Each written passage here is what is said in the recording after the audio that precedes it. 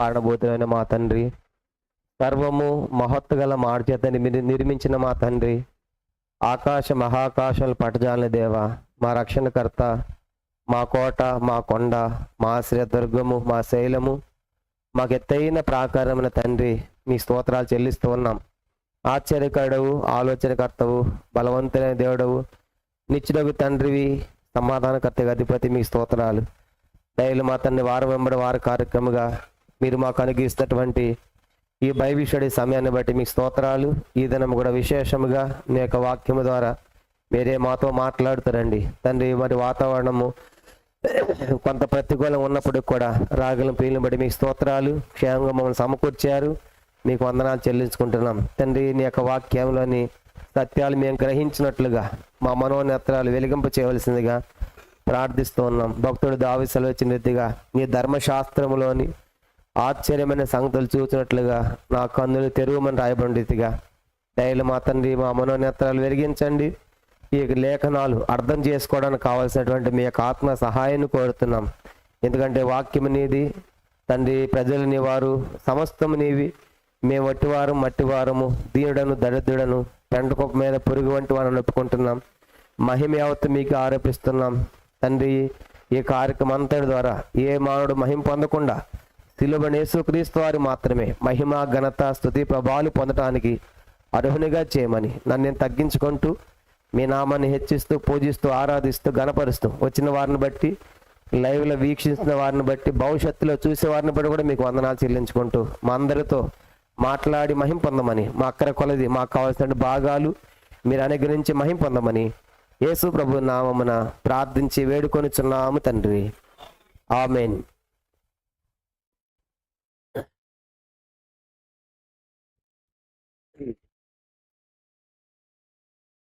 ఇలా మనం అపోస్తల కార్యముల పుస్తక ధ్యానములో ఉన్నాము. మరి గత వారంతో మనము దాదాపుగా 8 అధ్యాయాలు ముగించుకొని మరి ఈరోజు 9వ అధ్యాయంలోనికి మనం ప్రవేశిస్తున్నాం. మొత్తము ఈ అపోస్తల కార్యము 28 అధ్యాయాలు కలిగిన పుస్తకం.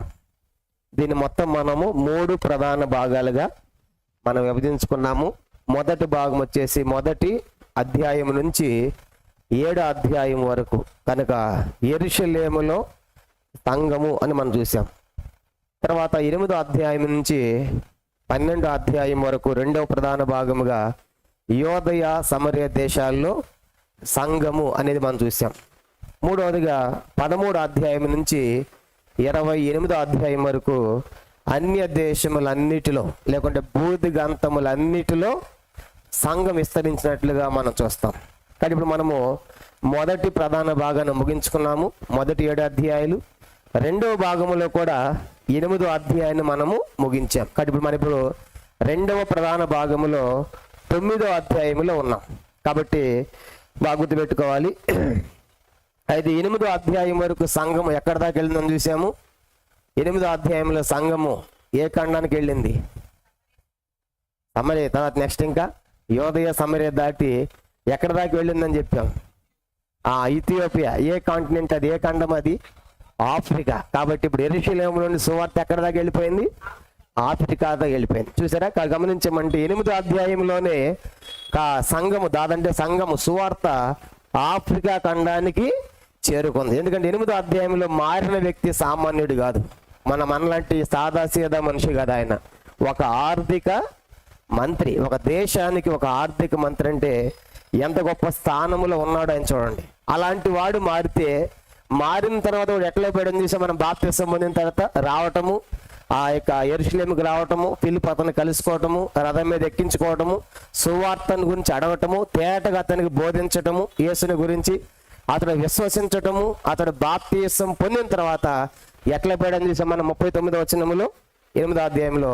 సంతోషించుతూ, నపుంసకుడు సంతోషించుతూ తన త్రోవను వెళ్ళినని చూసాం. మరి సంతోషంగా వెళ్ళిన వాడు, మారు మనసు పొంది బాప్తిసం పొంది సంతోషంగా వెళ్ళిన వాడు వేరే వాళ్ళకి చెప్పకుండా ఉంటాడా అని ఆలోచిస్తే ఖచ్చితంగా ఇతను ఏం చేసి ఉంటాడు? వెళ్ళి ఆ దేశంలో ప్రకటించే ఉంటాడు. నేను యెరూషలేము పోయాను, యేసుని గురించి విన్నాను, ఆయన నజరేయుడైన యేసు, ఆయన మన పాప విమోచకుడు అని చెప్పేసి తప్పనిసరిగా ఆ యొక్క ఖండం, ఆఫ్రికా ఖండంలో ఇథియోపియాలో తప్పనిసరిగా ఇతడు కూడా ప్రకటించే ఉంటాడు. ఎందుకంటే మన బైబిల్ చాలా మంది అలా చూస్తాం. ఉదాహరణగా ఇశ్రాయేల్ దేశంలో చిన్నది నయమాను చెప్పింది, ఆ కుష్ఠరోగం ఉంటే మా దేశంలో ప్రవక్త ఉన్నాడు ఎలీషా, నువ్వు పోయావంటే ఏమైంది, నీకు స్వస్థత కలుగుతుందని చెప్తే ఆ చిన్నదాని మాటలు విని ఎలీషా పోయి ఏం పొందాడు, అద్భుతంగా స్వస్థత, కుష్ఠరోగం పోయింది. అప్పుడు అతను ఏమన్నాడంటే, ఇశ్రాయేల్లో దేవుడు తప్ప మరొక దేవుడు, అతడు కూడా సామాన్యుడు కాదు, ఒక సైన్యానికి అధిపతి, సైన్యాధిపతి కనుక అతను ఫైనల్ తేల్చింది ఏంటంటే, యెహోవా దేవుడు తప్ప ఏ దేవతకు నేను దహన బలి అర్పించను. అంటే వ్యక్తులు మారితే అది ఒకలా ఉంటుంది, అధికారులు మారితే ఆ మార్పు ఇంకా చాలా గొప్పదిగా ఉంటుంది. కనుక దేశమంతటిని ప్రభావితం చేయగలుగుతారు. కానీ ఇప్పుడు ఈ మారిన వ్యక్తి 8వ అధ్యాయంలో సామాన్యమైన వ్యక్తి కాదు. కానీ ఇప్పుడు 8వ అధ్యాయానికి సువార్త దాదాపుగా ఆఫ్రికా ఖండానికి వెళ్ళినట్టుగా మనం చూస్తాం. ఇప్పుడు 9వ అధ్యాయం ప్రారంభమవుతుంది. ఈ 9వ అధ్యాయం మొత్తము 43 వచనాలు ఉన్నాయి. అపోస్తల కార్యములు 9వ అధ్యాయము 43 వచనాలు ఉన్నాయి. దీన్ని మొత్తం మనము 7 భాగాలుగా మనము విభజిద్దాం. 7 పార్ట్స్గా. మొదటిది వచ్చేసి మొదటి అధ్యాయం నుండి 9వ అధ్యాయం వరకు మొదటి సంగతి. మొదటి అధ్యాయము 1వ వచనం నుండి 9వ వచనం వరకు ఇది మొదటి విషయంగా మనం చూద్దాము. రెండవ భాగం వచ్చేసి 10వ వచనం నుండి 19వ వచనం వరకు. రెండవ భాగం వచ్చేసి 10వ వచనం నుండి 19వ వచనం వరకు రెండవ భాగముగాను.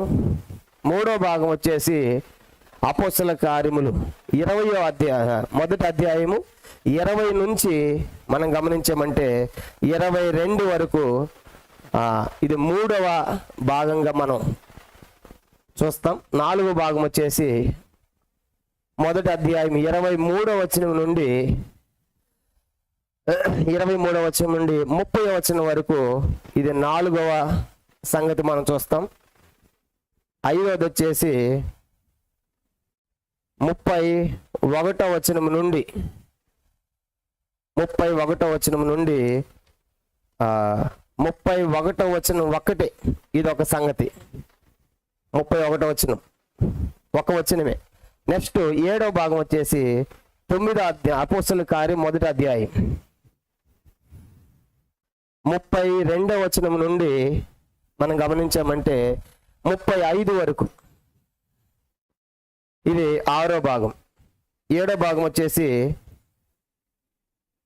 35 నుంచి 43వ వచనం వరకు ఇది 7వ సంగతి. కానీ ఇప్పుడు అపోస్తల కార్యాన్ని ఎక్కడ యాక్స్ ఇదా ఒకటి కాదు, 9వ అధ్యాయం. 9వ అధ్యాయము, థ్యాంక్ యూ, 9వ అధ్యాయం. కానీ ఇప్పుడు 9వ అధ్యాయం మొత్తం మనము మరి 7 భాగాలుగా మనము ఈ అధ్యాయాన్ని అర్థం చేసుకుంటాం. ఇప్పటికి ఇలా పార్ట్స్గా చెప్పాం కాబట్టి తప్పనిసరిగా మనకి ఏ అధ్యాయంలో ఏముందో తప్పనిసరి కొంత అవగాహన ఉంది. ప్రతి అధ్యాయాన్ని కూడా చాలా ఈజీగా గుర్తుపెట్టుకోవడానికి, అర్థం చేసుకోవడానికి విభజన కాబట్టి. అంటే ఇంకోటి, ఆ భాగాల్లో ఒక్కొక్క ప్రత్యేకమైన సందర్భం కూడా మనం చూస్తున్నాం. కానీ ఇప్పుడు 9వ అధ్యాయాన్ని మొత్తం మనము 7 భాగాలుగా మనం విభజించాం. 9వ అధ్యాయం మొదటి 9 వచనాలు మొదటి సంగతి. 9వ అధ్యాయం 10 నుంచి 19 వచనాలు రెండవ భాగంగాను. 20 నుంచి 22 వచనాలు మూడవ సంగతి మనం చూస్తాం. 4వది 23 నుంచి 30 వచనాలు 4వ పార్ట్గాను. 5వది 31వ వచనం ఒక్కటే, అక్కడ ఒక సంగతి చూస్తాం 5వ సంగతి. 6వది 32 నుంచి 35 దాకా 6వ సంగతి మనం చూస్తాం. 7వది వచ్చి 35 నుంచి 43 వచనాల వరకు 7వ సంగతి. కానీ ఇప్పుడు ఒక్కొక్క భాగముల నుంచి ఒక్కొక్క సంగతి మనము చదువుతాం. చూడండి, అపోస్తల కార్యము 9వ అధ్యాయం. అందరూ కూడా బైబిల్ తీయండి. అపోస్తల కార్యములు 9వ అధ్యాయం. అపోస్తల కార్యములు 9వ అధ్యాయము మనం గమనించామంటే మొదటి వచనం. అపోస్తల కార్యములు 9వ అధ్యాయము మొదటి వచనం చదువుదాం. మొదటి వచనం. సౌలు ఇంకను ప్రభు యొక్క శిష్యులను బెదరించుటయను హత్య చేయుటను తనకు ప్రాణాధారమైనట్లు ప్రధాన యాజకుని వద్దకు వెళ్ళి ఈ మార్గమందున్న పురుషులైనను స్త్రీలైనను కనుగొని ఎడల వారిని బంధించి యెరూషలేమునకు తీసుకుని వచ్చుటకు దమస్కులోని సమాజముల వారికి పత్రికలిమ్మని అడిగెను. ఇక్కడ ఇప్పుడు సౌలు మరి మనం గమనించామంటే మనుషులను లేకుంటే సంఘాన్ని హింసిస్తూ ఉన్నాడు. 8వ అధ్యాయంలో మనం చూసాం కనుక 8వ అధ్యాయంలో ఇంటింటాది వచ్చి 3వ వచనం, అపోస్తలుల కార్యం 8వ అధ్యాయం 3వ వచనం, సౌలు అయితే ఇంటింటాది వచ్చి పురుషులను స్త్రీలను ఈడ్చుకొని పోయి చెరసాలలో వేయించి సంఘమును పాడు చేయుచుండెను. కానీ ఇప్పుడు సౌలుకు ప్రాణాధారమైనట్టు కనుక పౌలు పని ఏంటంటే ఎవరు యేసు ప్రభువుని నమ్మారో వాళ్ళని చంపడం, వాళ్ళని హింసించడం. అది తన మతంలో అది ఒక సేవ చేస్తున్నాను అనే ఫీలింగ్లో ఉన్నాడు.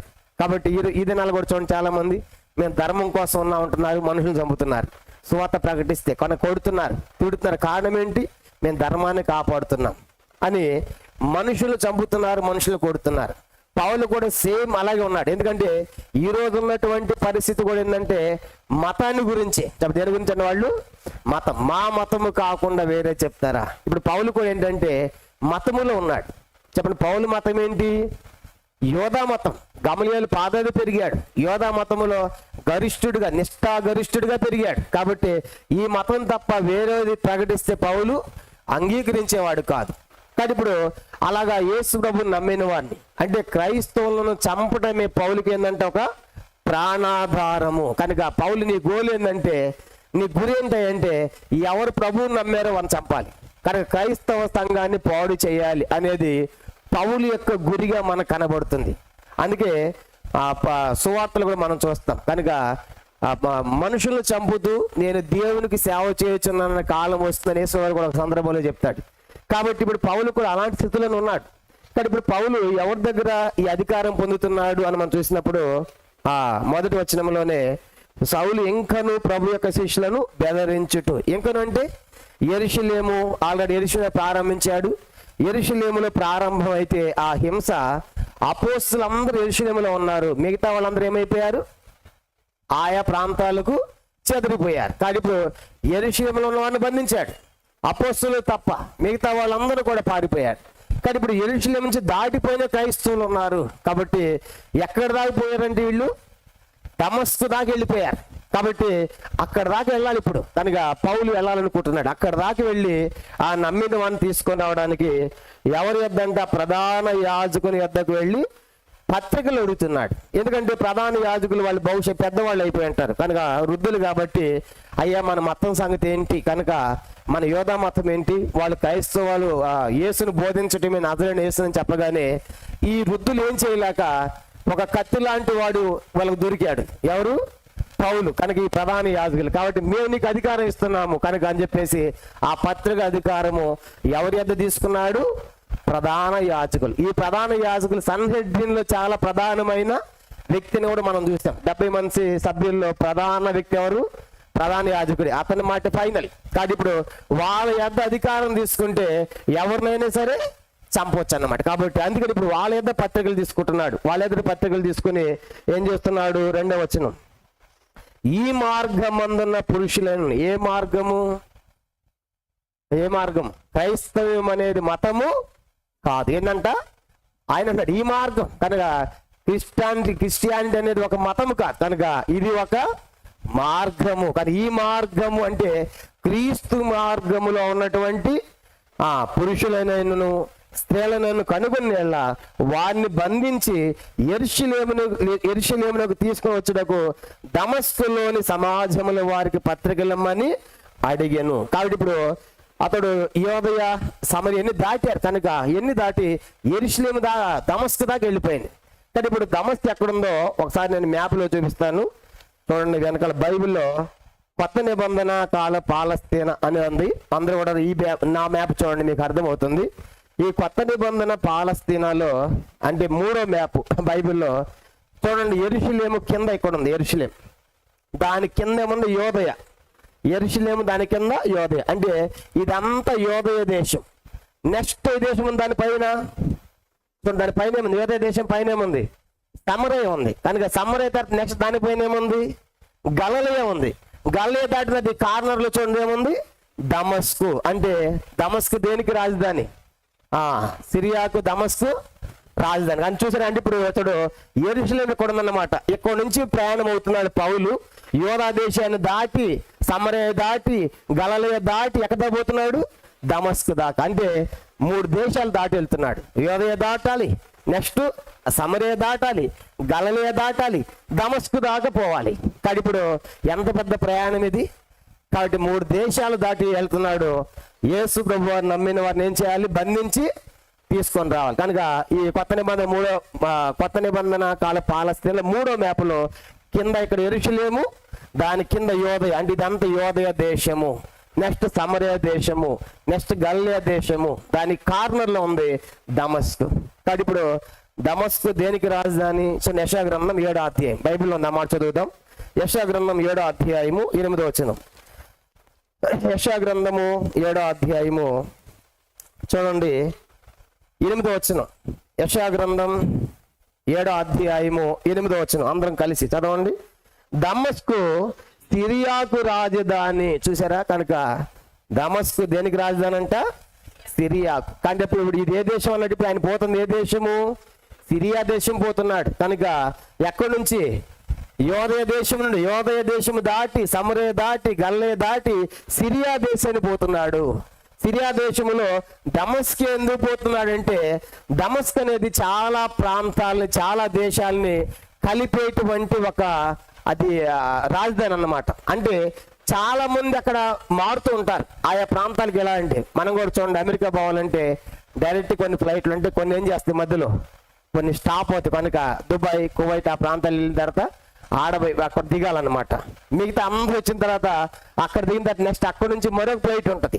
అంటే అదేంటి అందరూ కూడా కలిపేటువంటి ఒక కూడలి జంక్షన్ లాగా. కాబట్టి ఈ యొక్క దమస్కు కూడా అలాంటిది. కాబట్టి అందుకే అక్కడ దాకా వెళ్తున్నాడు. అక్కడ కనుక సువార్త స్ప్రెడ్ అయిందంటే అన్ని ప్రాంతాలకి ఏమైంది? చాలా ఈజీగా వెళ్ళిపోతుంది. కాబట్టి అది ఆపాలి. కానీ ఇప్పుడు పౌలు దమస్కు వెళ్ళటానికి, పట్టుకొని రావడానికి గల కారణాలు ఒక 5 కారణాలు మనం చూద్దాం. ఎందుకు దమస్కు వెళుతున్నాడు అంటే మొదటి కారణము పారిపోయిన క్రైస్తవులను బంధించుటకు. అందరు చెప్పండి. మొదటిది ఎందుకు వెళ్తున్నా అంట దమస్కు? ఒకటి, పారిపోయిన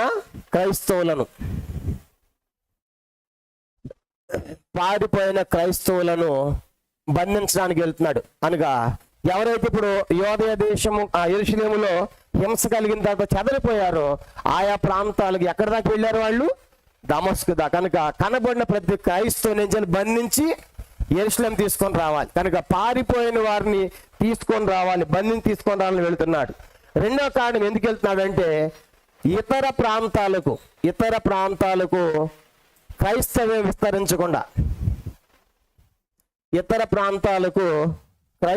విస్తరించకుండా, క్రైస్తవ్యాన్ని విస్తరించేది నిలువరించాలి. కనుక క్రైస్తవ వ్యాప్తి అనేది జరగకూడదు. ఎందుకంటే ఇప్పుడు అది దమస్కుపోయిందంటే చాలా ప్రాంతాలకు అది ఒక జంక్షన్ అని చెప్పాం. కాబట్టి అక్కడ నుంచి ఏమవుతుంది? అందరికి కూడా చాలా ఈజీగా వెళ్ళిపోతుంది.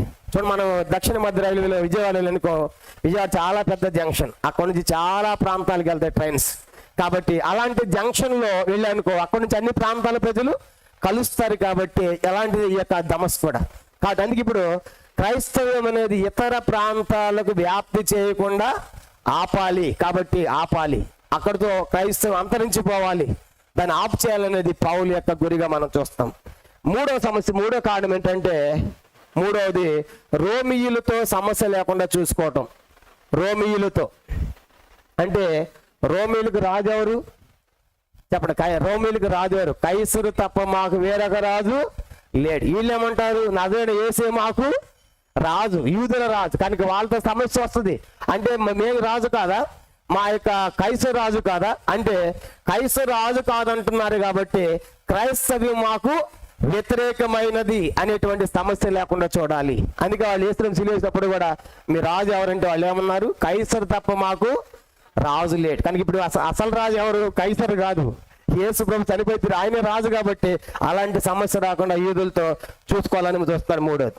నాలుగవ కారణం ఏంటంటే ఎందుకు దమస్కు వెళ్తున్నా అంటే నాలుగో కారణం మనం చూసినప్పుడు నాలుగో సంగతి యోధా మతములో సౌలు పాత్రను హెచ్చించుటకు. అంటే యోధా మతములో సౌలే చాలా గొప్పవాడు, చాలా ఆధిక్యత నొందినవాడు, సౌలు యొక్క పాత్రను హెచ్చించాలని కనుక యోధా మతంలో సౌలు పాత్రను హెచ్చించాలి.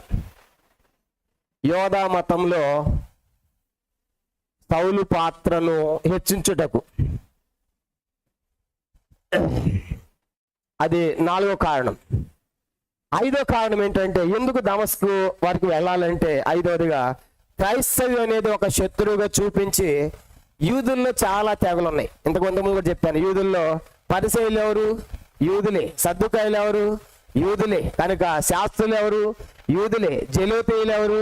యూదులే. అందరు యూదులే, కానీ వాళ్ళ సిద్ధాంతాలు వేరువేరుగా ఉన్నాయి. కనుక సద్దుకాయలు నమ్మరు, పునరుత్థానము నమ్మరు. పరిసయ్యులు నమ్ముతారు, పునరుత్థానము నమ్ముతారు. ఇలాగా జెలోతీయులు అంటే వాళ్ళ మతాన్ని ఏమన్నా అంటే చంపేస్తారన్నమాట, తీవ్రవాదులు. కనుక అలాంటి కేటగిరీ కనుక జెలోతీయులు అనేది. కనుక శాస్త్రులు, పరిసయ్యులు, జెలోతీయులు వీళ్ళంతా యూదులే, కానీ వీళ్ళందరికీ ఐక్యత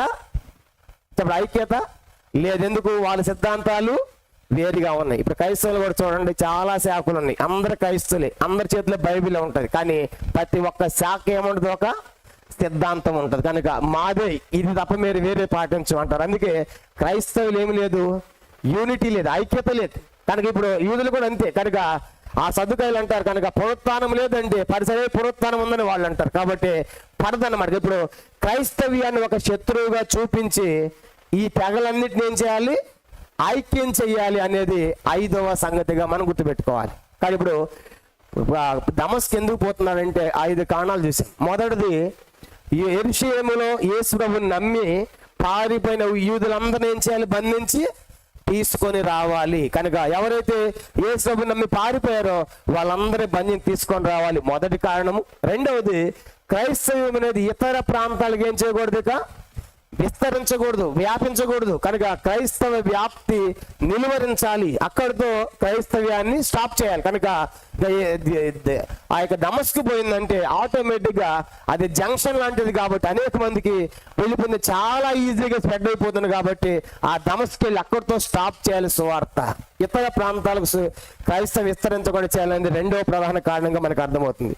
మూడవదిగా రోమిలితో కనుక సమస్య లేకుండా. కనుక రోమిలకు ఎవరు రాజు అంటే కైసరే రాజు. కనుక ఆయనే కనుక గొప్ప చక్రవర్తి. కనుక ఇప్పుడు వీళ్ళు యూదులు రాజు అంటే సమస్య వస్తుంది కాబట్టి ఇక రోమిలతో మేము సమస్య లేకుండా చూసుకోవాలి. కనుక నాలుగో కారణం ఏంటంటే పౌలుకి యోధా మతములో ఏమయ్యాలంటే గొప్ప ఆధిక్యత. కనుక అందుకే పౌలు కూడా అంటాడు గలతీ పత్రిక 1వ అధ్యాయం చూడండి, గలతీ పత్రిక 1వ అధ్యాయం పౌలు ఏమంటాడంటే యోధా మతంలో చాలా మంది ఉన్నారు, కానీ వాళ్ళందరిలో పౌలు ఆధిక్యత నొందిన వాడు. అంటే సౌలు యొక్క పాత్రను హెచ్చించాలి. గలతీ పత్రిక 1వ అధ్యాయం 14వ వచనం. గలతీ పత్రిక 1వ అధ్యాయము 13, 14 చదువుకుంటే బాగుంటది. గలతీ పత్రిక 1వ అధ్యాయం 13, 14. పూర్వమందు యోదయ మతస్థులై ఉన్నప్పుడు నేను దేవుని సంఘమును అపరిమితంగా హింసించి నాశనము చేయుచు నా పితరుల పారంపర్యాచారమందు విశేషాశక్తి గలవాడనై నా స్వజాతీయులలో నా సమాన వయస్కులైన అనేకుల కంటే, ఆయనతో సమాన వయస్కులు ఉన్నారు, అనేకుల కంటే యూదుల మతములో ఆధిక్యత నొందితనని నా నడవని గూర్చి మీరు వెంటనే. చూసారా, యూద మతంలో చాలా మంది ఉన్నారు, కానీ వాళ్ళందరిలో కూడా పౌలుతో సమాన వయస్కులైన వారందరికంటే కూడా పౌలు యొక్క ఆధిక్యత చాలా గొప్పది. కనుక వాళ్ళందరికంటే కూడా నేను ఆ మతములో ఆధిక్యత పొందాను. కానీ ఇలాంటి వాడు మనకు కావాలి, మన పక్షాన్ని పోరాడే కావాలి. మన మతపక్షముగా యోదయ మతపక్షంగా పోరాడేవాడు మనకు కావాలన్నప్పుడు పౌలు దొరికాడు. కాబట్టి పౌలు పాత్రను హెచ్చిస్తే ఈ ఒక్కడు చాడు క్రైస్తవులందరూ ఏం చేస్తాడు? సంహరిస్తాడు. కాబట్టి అందుకని పౌలు యొక్క పాత్రను హెచ్చించాలని చెప్పేసి వాళ్ళు ఆలోచించారు. అందుకే దమస్కు దాకా పంపిస్తున్నారు. ఐదో కారణం ఏంటంటే క్రైస్తవ్యాన్ని ఒక శత్రువుగా చూపించి మిగతా యూదా మతములు ఉన్న శాఖలన్నిటిని ఏం చేయాలి? ఐక్యపరచాలి. కనుక జలతీయులు, పరిసయ్యులు, సద్దుకాయలు మనమంతా ఒకటిరా బాబు, మన శత్రువు ఎవరు? క్రీస్తు.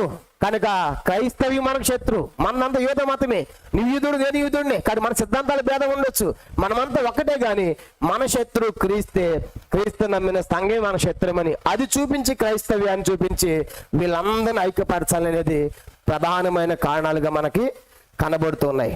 అందుకే యేసు ప్రభువుని సిలువేసే సమయంలో కూడా పిలాతు హేరోదులతో ఎవరంటే ఒకరికొకరికి అస్సలు పడు శత్రువులు, కానీ ఆ టైంలో ఏమయ్యారంటే ఇద్దరు కూడా మిత్రులు అయ్యారు. చూసారా? కనుక ఇద్దరు శత్రువులు సిలువ దగ్గర మాత్రము మిత్రులై ఒకటైపోయారు.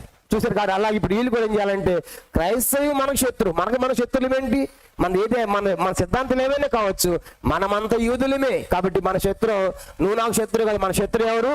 క్రైస్తవ్యమే, క్రీస్తు అని చెప్పి అది చూపించి ఈ శాఖలన్నిటిని కూడా ఒక్కటిగా చేయాలనేది వాళ్ళ యొక్క అభిప్రాయంగా మనకు అర్థమవుతుంది. కాబట్టి ఇప్పుడు బయలుదేరాడు ఈ 5 ప్రధానమైన కారణాలు. కనుక 5వది క్రైస్తవ్యాన్ని ఒక శత్రువుగా చూపించి,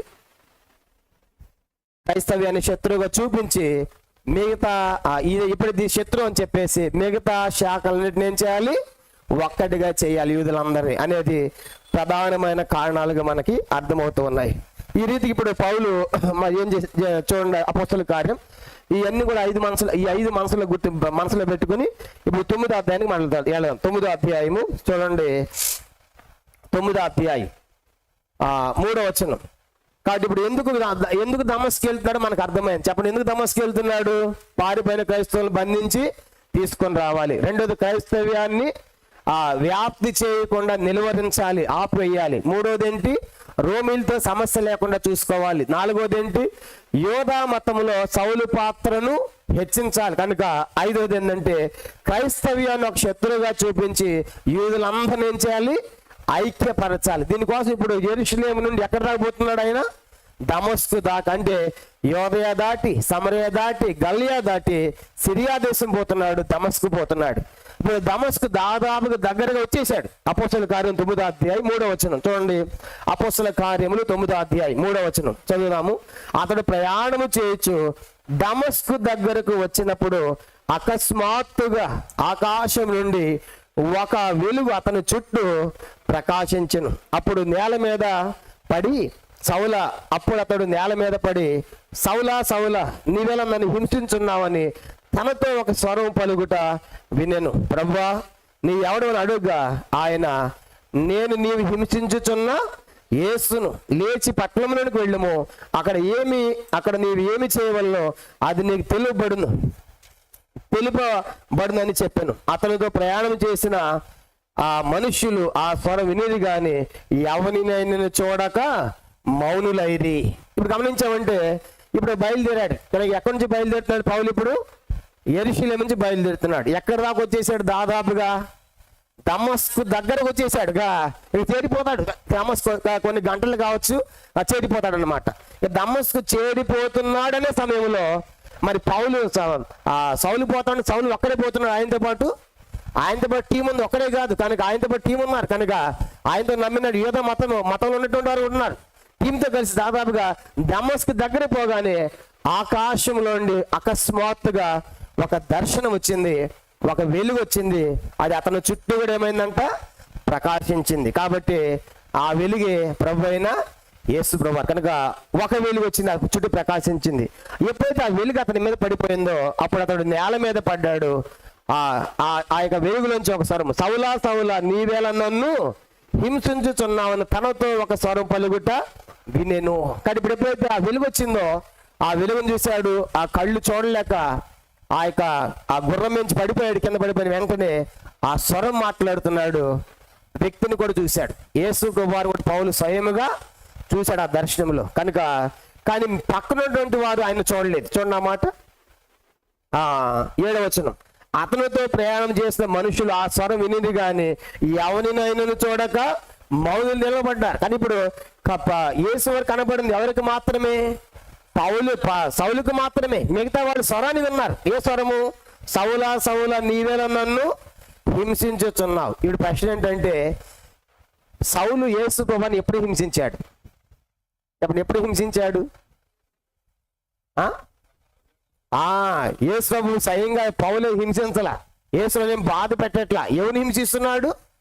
సంఘాన్ని హింసిస్తున్నాడు. కనుక సంఘాన్ని అంటే సంఘము ఆయన శరీరం కాబట్టి ఇప్పుడు సంఘాన్ని హింసిస్తున్నాడు అంటే అర్థము యేసు వారికి శరీరాన్ని బాధ పెడుతున్నట్లే. ఎఫెసీ పత్రిక మొదటి అధ్యాయము అందుకే ఆ మాట రాయబడింది, సంఘము ఆయన శరీరము. ఎఫెసీ పత్రిక మొదటి అధ్యాయం 23వ వచనం చదువుదాము. ఎఫెసీ పత్రిక మొదటి అధ్యాయం 23. ఆ సంఘము ఆయన శరీరము, సమస్తమును సంపూర్తిగా నింపుచున్న వాని సంపూర్ణత అయి ఉన్నది. మరొక వాక్యం మత్తయి సువార్త 25వ అధ్యాయం. మత్తయి సువార్త 25వ అధ్యాయము చూడండి, మరొక వచనం చదువుదాము. మత్తయి సువార్త. పౌలు ఎవరిని హింసిస్తున్నాడంటే, సౌల నీవెలా నన్ను హింసిస్తున్నావంటే, కనుక యేసు ప్రభువాన్ని హింసించట్లేదు డైరెక్ట్గా. ప్రభు చెప్పిన మాట మత్తయి సువార్త మనం గమనించామంటే 25వ అధ్యాయం చూడండి, 33వ వచనం చదువుదాము. మత్తయి సువార్త 25వ అధ్యాయము 33వ వచనం. తన కుడివైపున గొర్రెలను ఎడవైపున మేకలను నిలబెట్టము. ఇప్పుడు చూడండి 40వ వచనం. 40. అందుకు రాజు, మిక్కిలి అల్పులైన ఈ నా సహోదరులు మీరు ఒకరు చేసిద్దరు కనుక నాకు చేసిద్దరు నిశ్చయముగా మీతో చెప్పుచున్నాను. 45వ వచనం. అందుకు ఆయన, మిక్కిలి అల్పులైన వీరిలో ఒకనికైనాను మీరు ఎలాగూ చేయలేదు కనుక నాకు చేయలేదని మీతో నిశ్చయముగా చెప్పుచున్నాను. యేసు అన్నాడు, మిక్కిలి అల్పులైన ఈ నా సహోదరులకు మీరు చేస్తే ఎవరు చేసినట్లు? నాకు చేసినట్లే. సంఘంలో కనుక దరిద్రులు ఉన్నారు, ఆహారం లేక ఉన్నారు, పేదలు లేక ఉన్నారు. కనుక ప్రభు అంటే, నేను రోగిని ఏంటి మీరు నన్ను చూడలేదు, కనుక మరి వస్త్రహీన ఏంటి నాకు వస్త్రాలు ఇవ్వలేదంటే వాళ్ళు అంటారు, ప్రభా ఎప్పుడు రోగిగా ఉన్నావు, ఎప్పుడు వస్త్రాలు లేకుండా ఉన్నావు అంటావు అంటే అన్నాడు ప్రేయస్సుల వారు. మిక్కిలి అల్పులైన ఈ నా సహోదరులు ఒకరికి చేస్తే నాకు చేసినట్లే అని అంటాడు. కనుక మిక్కిలి అల్పులైన ఈ నా సహోదరులు ఒకరికి చేయకపోతే నాకు చేయనట్లే అంటే అర్థం ఏంటి? సంఘానికి చేస్తే ఎవరికి చేసినట్లు? దేవునికి చేసినట్లు. అది మంచి అయినా చెడు అయినా. కనుక నువ్వు సంఘానికి చెడు చేసావు అనుకోండి, ఎవరికి చేసినట్లు చెడు? దేవునికే చేసినట్లు. సంఘానికి మంచి చేసావు అనుకోండి, సంఘానికి చేయటం అంటే సంఘంలో అల్పులని ఎవరికి సహాయం చేసినా మంచి చేస్తే సంఘానికి దేవునికి చేసినట్లే, చెడు చేస్తే కూడా దేవునికి చేసినట్లే. ఎందుకంటే సంఘము ఆయన శరీరం. కానీ ఇప్పుడు పౌలు అంటాడు, సౌల నీవేళ నన్ను హింసిస్తున్నావంటే ప్రభా ప్రభుని ఎప్పుడు హింసించాడు పౌలు అంటే, డైరెక్ట్ ప్రభుని హింసించలేదు కానీ సౌలు ప్రభుని హింసించలేదు కానీ సంఘాన్ని హింసిస్తున్నాడు. అందుకే మిమ్మును ముట్టినవాడు నాకు అనుగుడ్డు ముట్టినట్లే అంటాడు. కాబట్టి సంఘాన్ని బాధ పెడితే దేవుణ్ణి బాధ పెట్టినట్లే. కానీ ఇప్పుడు ఆ స్వరం వచ్చింది. కనుక స్వరం వచ్చిన తర్వాత, ప్రభా నీ ఎవడం అంటే, నీవు హింసించుచున్న యేసును. కానీ ఇప్పుడు హింసించుచున్నవాడిని ఏం చేయాలి? ఇప్పుడు యేసు వారు హింసించుచున్నవాడిని ఏం చేయాలి చెప్పండి? ఏం చేయాలి? హింసించుచున్నవాడిని ఏం చేయాలి? హింసించాలి. కానీ యేసు ఏం చేస్తున్నాడు? హింసించుచున్నవాడిని క్షమిస్తున్నాడు. అది యేసు మనస్సు. కనుక ఆయన హింసించే వారిని శిక్షించలేదు. అందుకే సిలువ వేస్తున్నా కూడా, ముండ్లకి పెడుతున్నా కూడా, తండ్రి వీరేమి చేయుచున్నారు వీరిని క్షమించున్నాడు. అది ప్రభు యొక్క తత్వం, ఆయన యొక్క మనస్సు. కానీ ఇప్పుడు సౌలు హింసిస్తున్నాడు కానీ సౌలు శిక్షించట్ల దేవుడు. సౌలు శిక్షించాలి ఎంత పని దేవునికి? అది పెద్ద పని దేవునికి. ఏమన్నా ఆ వెలుగులోని చంపేయచ్చు పౌల్ని. కనుక ఇంతవరకు వీడిపోతే పీడా పోయేది అనుకోవచ్చు, కానీ ఇలాంటి వాడే నాకు కావాలనుకోడు దేవుడు. ఇంత రోషం ఉంది తనకి, మతం అంటే ఇంత పట్టుదల ఉంది, ఇంత పౌరుషం ఉంది. ఇలాంటి వాడు గనక నన్ను నమ్ముకుంటే ఎక్కడి దాకైనా సువార్త తీసుకొని పోతాడు అనేది ప్రభు యొక్క ఉద్దేశం. కనుక అందుకే పౌలు నమ్మక ముందు యోధా మతములు ఎంత రోషంగా ఉన్నాడో, నమ్మిన తర్వాత క్రైస్తవ్యములో అంత రోషంగా ఉంటాడు.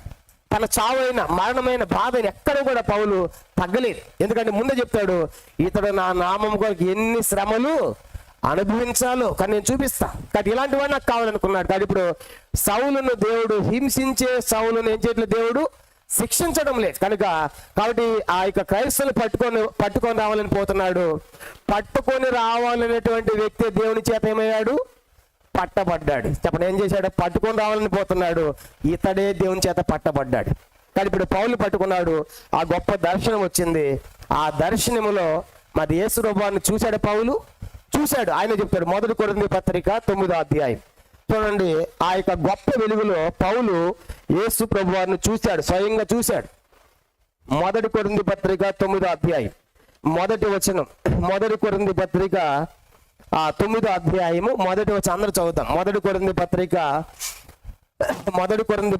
9వ అధ్యాయం మొదటి వచనం చదవండి. నేను స్వతంత్రులను కానా, నేను అపోస్తులను కానా, మన ప్రభు అయిన యేసును నేను చూడలేదా? ఎప్పుడు చూసావు పౌలు నువ్వు? వాళ్ళంటే అపోస్తులు, యేసు ప్రభువుతో 12 మంది అపోస్తులు యేసు ప్రభువుతో ఉన్నారు, యేసు ప్రభువుతో తిన్నారు, తాగారు, తిరిగారు, కాబట్టి వాళ్ళు ఉన్నారు. కానీ పౌలు ఏమంటాడంటే, ఇప్పుడు నేను అపోస్తులను కానా, మన ప్రభు అయిన యేసును నేను చూడలేదా అంటే అర్థం ఏంటి చెప్పండి? ఎవరిని చూశాడు పౌలు కూడా? యేసుని చూశాడు. అంటే అందుకే ఇంతకు ముందు కూడా చెప్పా, 12 మందితో పాటు సమానమైన వాడు ఎవరు చెప్పండి?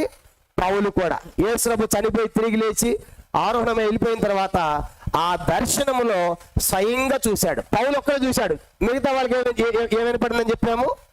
స్వరాన్ని మాత్రం విన్నారు కానీ చూసింది మాత్రము పౌలు ఒక్కడే. అందుకే ఇప్పుడు ఏమంటాడు, నేను కూడా అపోస్తులుడనే. చూసారా? కానీ 12 మంది నేను కూడా సమానం, ఎందుకంటే వాళ్ళు ఆయన తిరిగి చూసినట్లుగా నేను కూడా దర్శనంలో ప్రభువును చూశాను. మరొక దగ్గర కూడా చెప్తాడు ఇదే మాట. 15వ అధ్యాయం 1 కొరింథీ పత్రిక 15వ అధ్యాయము 8వ వచనం. 1 కొరింథీ పత్రిక 15వ అధ్యాయము. కాబట్టి పౌలు అపోస్తులుడే అని చెప్పడానికి ఆ పౌలు స్వయంగా చూశాడు. 1 కొరింథీ పత్రిక 15వ అధ్యాయం 8వ వచనం. 1 కొరింథీ పత్రిక 15:8 చదవండి. అందరికీ కడపట అకాలం ముందు పుట్టిన నాకును కనబడెను. చూసారా? కనుక అకాలం ముందు చివర్లు పుట్టాను, అకాలం ముందు పుట్టాను, అలాంటి నాకు కూడా యేసు ఏం చేశాడు? కనపడ్డాడు. నేను అపోస్తులునే. కానీ ఏమంటాడు కింద చూడండి 9 కూడా, ఎలాగనగా నేను అపోస్తులందరిలో తక్కువ వాడను, ఎందుకంటే దేవుని సంఘంని హింసించినందున అపోస్తులనబడుటకు యోగ్యుడను కాను. వాస్తవానికి పౌలు అపోస్తులుడే, కానీ పౌలు ఇప్పుడు నమ్మిన తర్వాత అర్థమైపోయింది. ఆ యొక్క ప్రేసం చూసిన తర్వాత అంటున్నాడు, నేను అపోస్తులుడు కానా, నేను కూడా అపోస్తులు, నేను ప్రభువుని చూశాను, ఆయన నాకు కనబడ్డాడు, కానీ నేను అపోస్తులు అనుకోవటం లేదు, ఎందుకంటే నేను ఆయన ఏం చేశాను? చాలా హింసించాను సంఘాన్ని, కాబట్టి నేను అపోస్తులందరిలో తక్కువ వాడును, అపోస్తులు అనబడడానికి నేను యోగ్యుడను కాను. అర్థమైపోయింది పౌలు తన. కానీ ఇప్పుడు ప్రశ్న ఏంటంటే, పౌలు యొక్క మైనస్ పక్కన పెడితే పౌలు యొక్క ప్లస్ ఏంటంటే, ఇప్పుడు 12 మంది పౌలు సమానమే. 12 మంది ఎలా చూసే యేసు వారిని, తర్వాత చూసిన పౌలు ఒక్కడే. ఇదిలో చాలా మంది నాకు యేసు ప్రత్యక్షమయ్యాడంటే నమ్మడానికి లేదు. కానీ నువ్వు అపోస్తుడు, నీ ప్రత్యక్షం కూడా అపోస్తుడివే. చాలా మంది చెప్తా ఉంటారు సాక్ష్యాలు, యేసు నాకు ప్రత్యక్షమయ్యాడు, నాకు కనపడ్డాడు, అయితే నువ్వు కూడా అపోస్తురాలివే. కాబట్టి నిజంగా పౌలు ఒక్కడే చూశాడు ఆ దర్శనంలో. కానీ ఇప్పుడు పౌలుకి ఏమైందంటే, ఆ వెలుగులో ఆ దర్శనంలో స్వయంగా యేసు ప్రభువారిని ఆయన చూశాడు. మరి అలాగా ఇప్పుడు పౌలు ఏమయ్యాడంటే దేవుని చేత పట్టబడ్డాడు. కాబట్టి యేసుని నమ్ముకున్న వారిని పట్టుకొని రావాలని పోయేవాడు ఏమయ్యాడు? ఇప్పుడు ఈయన పట్టబడ్డాడు. అంటే దేవుడు ఒక్కొక్క వ్యక్తిని ఒక్కొక్కలాగా పట్టుకుంటాడు. ఇక్కడ కూర్చొని మనం అందరూ ఒకేలాగా రక్షణ పొందామా? కనుక ఒక్కొక్కరు ఒక్కొక్క కథ చెప్పమంటే, కనుక ఆయన ఎందుకు నమ్మాడు, ఆమె ఎందుకు నమ్మింది, రకరకాలు ఉంటాయి. అందరిని ఒకే విధంగా దేవుడు పట్టుకోడు. నపుంసకుడు ఎట పట్టుకున్నాడు? నపుంసకుడు పట్టుకున్నాడు లేదా? నపుంసకుడు ఎట పట్టుకున్నాడు? ఫిలిప్పుని పంపించి సువార్త చెప్పి గ్రంథం చదువుతూ ఉండగా అతను పట్టబడి వెళ్ళిపోయాడు. అంటే నపుంసకుడు పట్టబడిన విధానము వేరే, పౌలు పట్టబడిన విధానము వేరే. కాబట్టి దేవుడు ఒక్కొక్క వ్యక్తిని ఒక్కొక్క విధంగా పట్టుకుంటాడు. ఎవరిని ఎక్కడ ఎలా పట్టుకుంటాడో మనకు తెలియదు. కాబట్టి ఆయన విధానాలు గొప్పగా మనకు అర్థమవుతూ ఉంటాయి. కానీ ఇప్పుడు పౌలు ఈ పట్టబడిన తర్వాత చెప్తాడు, నేను దేవుని చేత పట్టబడి తిని. ఇప్పుడు ఫిలిప్పీ పత్రిక చూడండి ఏమంటాడంటే, ఫిలిప్పీ పత్రిక పౌలు ఏమంటాడంటే ఈ మాట చెప్తాడు, రక్షించబడిన తర్వాత నేను పట్టబడి తిని యేసు చేత. 12వ వచనం ఫిలిప్పీ 3వ అధ్యాయం, ఫిలిప్పీలకు రాసిన పత్రిక 3వ అధ్యాయం 12వ వచనం. ఫిలిప్పీలకు రాసిన పత్రిక 3వ అధ్యాయము 12వ వచనం. ఇదివరకే నేను గెలిచినను, ఇదివరకే సంపూర్ణ సిద్ధి పొందితనేను నేను అనుకోవట్లేదు, కానీ నేను దేని నిమిత్తము క్రీస్తు ఏ చేత పట్టబడుతునో దానిని పట్టుకుని వాళ్ళు పరిగెత్తుచున్నాను. చూసారా? క్రీస్తు యేసు చేత నేను పట్టబడ్డాను. పౌలు పట్టుకుంది ఎవరు? యేసు ప్రభువారే. ఆయన కనబడ్డాడు, దర్శనమిచ్చాడు, పౌలు పట్టుకున్నాడు. అని అన్నాడు, క్రీస్తు చేత నేను పట్టబడ్డాను. ఎలాంటి వ్యక్తిని నేను? అది కూడా చెప్పాడు. గలతీ మనం చదువుకున్నాం. ఎందుక నేను ఆ గలతీ పత్రిక ఏమని చదువుకున్నాం? యోధా మతములో ఉన్నటువంటి వాడు, సమాన వయస్కులు అందరికంటే కూడా యోధా మతముల ఆధిక్యత నొందిన వాడిని అలా నన్ను పట్టుకున్నాడు. అంత మాత్రమే కాదు, ఇంకెలాంటి వ్యక్తి అంటే పౌలు మొదటి తిమోతి పత్రిక మొదటి అధ్యాయము 12వ వచనం ఇది కూడా చెప్తాడు. పౌలు ఎలాంటి వ్యక్తిని దేవుడు పట్టుకున్నాడో చూడండి. మొదటి తిమోతి పత్రిక మొదటి అధ్యాయం 12-13 వచనాలు. మొదటి తిమోతి పత్రిక మొదటి అధ్యాయము 12-13 వచనాలు చదువుదాము. పూర్వము దోషకుడను హింసకుడను హానికరుడైన నన్ను తన పరిచర్యకు నియమించి నమ్మకమైన వానిగా ఎంచినందుకు నన్ను బలపరిచిన మన ప్రభువైన క్రీస్తు యేసుకు కృతజ్ఞుడనై ఉన్నాను. తెలియక అవిశ్వాసములు చేసింది కనుక కనికరింపబడితిని. చూసారా, ఇప్పుడు పౌలు ఏమంటాడంటే, నేను పూర్వము దూషకుడను, దేవుని దూషించాను, హింసించాను, సంఘానికి ఎంతో హాని చేశాను, ఇది నా గత జీవితం. అయితే నేను ఇవన్నీ తెలియక చేశాను. అయితే ఇప్పుడు నేను పట్టబడ్డాను, తెలియక చేశాను. అంటే ఇప్పుడు పౌలు మారిన వ్యక్తి. చెప్పండి, ఏంటంట? పూర్వము చేశాను, ఇప్పుడు చేయటం లేదు. అంటే పూర్వము చేశాను, ఇప్పుడు నేను చేయటం అర్థం ఏంటంటే పూర్వము తన స్థితి తను మర్చిపోవటంలా. కాబట్టి మనం కూడా మారిన తర్వాత ఎలా ఉండాలి, మారక ముందు మారిన తర్వాత వ్యత్యాసం ఉండాలి, రెండు ఒకేలాగా ఉండాలా? కాబట్టి మారిన తర్వాత మారక ముందు రెండింటికి ఏముండాలి? వ్యత్యాసం ఉండాలి. అప్పుడే నువ్వు మారినట్టు కదా, మనం మారినట్టు. పౌలు మారక ముందు ఎట్లా ఉన్నాడు? సంఘాన్ని హింసించిన వాడు, దేవుని దూషించిన వాడు, హాని చేసిన వాడు కదా. పూర్వం ఎట్లా ఉన్నారు కనుక, మతములో ఉన్నారు కనుక ఇప్పుడు మారిన వాడని పౌలు చెప్తున్నాడు. అంటే మనకేమర్థం అవుతుందంటే మొదటి 9 వచనాల్లో మనం రాసుకోవాల్సిన భాగం ఏంటంటే సౌలు యొక్క మార్పు అని రాసుకోవాలి. కనుక మొదటి 9 వచనాల్లో సౌలు యొక్క మార్పు. కాబట్టి మనం చూసాము ఈ మొదటి 9 వచనాల్లో సౌలు యొక్క మార్పు మనకు అర్థమవుతుంది. కాబట్టి యేసుని నమ్మిన వారిని పట్టుకొని రావాలని పోయినటువంటి వ్యక్తి దేవుని చేత పట్టబడ్డాడు. సంపూర్ణంగా పౌలు మారాడు. కాబట్టి పౌలుకు సువార్త ఎవరు చెప్పలేదు. ఇప్పుడు పౌలుకు సువార్త ఎవరని చెప్పారు? వెళ్ళి మారమని. అందుకే పౌలు పత్రికలు రాస్తున్నాడు, నేను ఎవరి వద్ద నేర్చుకోలేదు అంటాడు, ఎవరు నాకు బోధించారు. గలతీ పత్రిక చూడండి. గలతీ పత్రిక ఒక మాట చదువుతాము.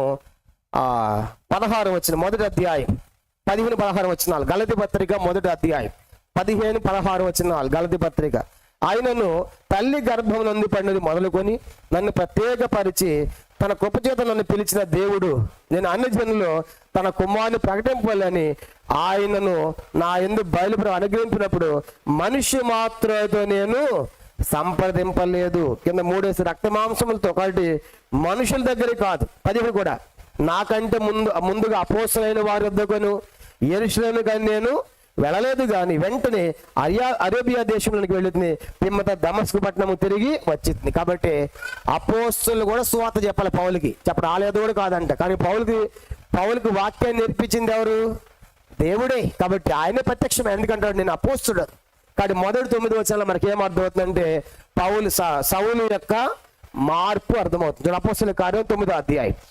అపోస్తల కార్యం 9వ అధ్యాయము మనం గమనించామంటే చూడండి 5వ వచనం. అపోస్తల కార్యం 9వ అధ్యాయము 5వ వచనం. 9 ప్రభువా నీ ఎవడవని అడుగ్గా ఆయన, నేను నీవు హింసించుచున్న యేసును లేచి పట్టణంలోకి వెళ్ళము, అక్కడ నీవు ఏమి చేయవాలని అది నీకు తెలుపబడినని చెప్పాను. అతనితో ప్రయాణం చేసిన మనుషులు ఆ స్వరం విని గాని ఎవరిని చూడక మౌనులై నిలవబడి. కాబట్టి పౌలుతో ఉన్నటువంటి వాళ్ళు ఆ స్వరం అయితే విన్నారు కనుక ఏమని, సౌలా నీవెళ్ళను హింసిస్తున్నావు. సౌలుతో ఉన్నటువంటి మిగతా వాళ్ళు కూడా స్వరం వినపడింది, కానీ ప్రభువు కనబడలేదు. పౌలు ఒక్కడే కనబడ్డాడు.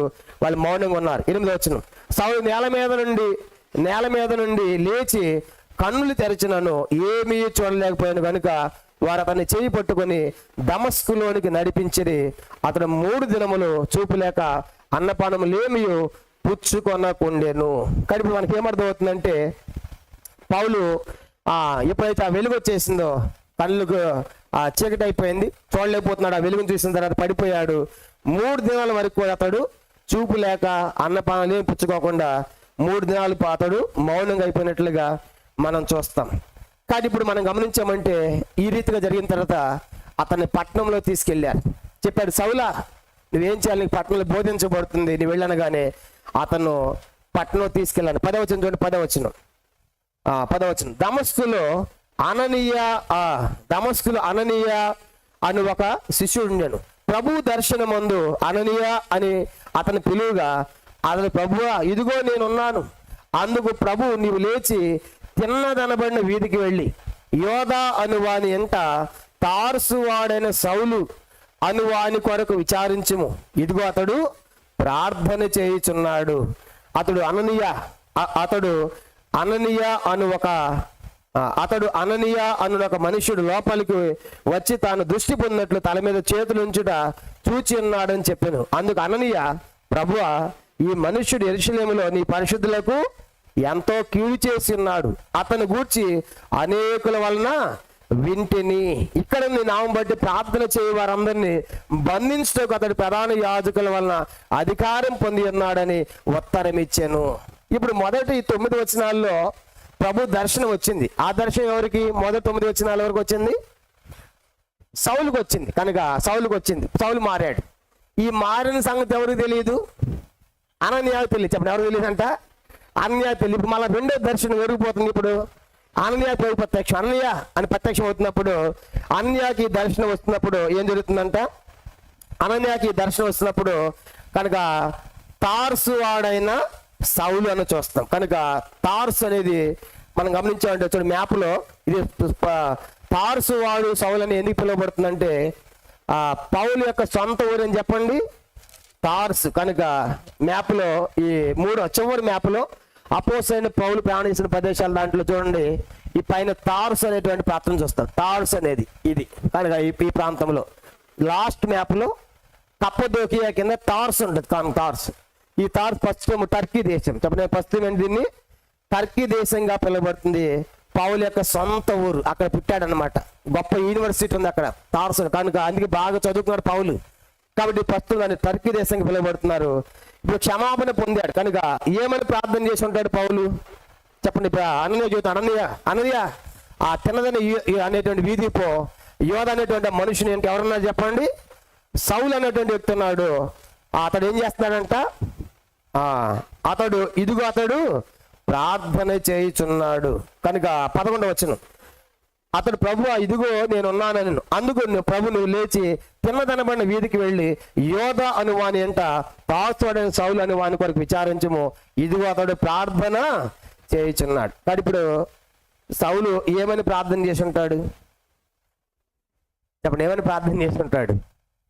కనుక ఎంత దూషించాడు, ఎంత హింసించాడు. కనుక నిజంగా ప్రభు నన్ను క్షమించని చెప్పేసి పాప క్షమాపణ కొరకు ఎంతో గొప్ప ప్రార్థన చేసి ఉంటాడు. కానీ ప్రార్థన చేస్తాడు కానీ అది అంటాడు 12వ వచనం, అతడు అననీయ అని ఒక మనుషుడు లోపలికి వచ్చి తాను దృష్టి పొందినట్లు పొందడు తల మీద చేతులు ఉంచుట చూచి ఉన్నాడని చెప్పాను.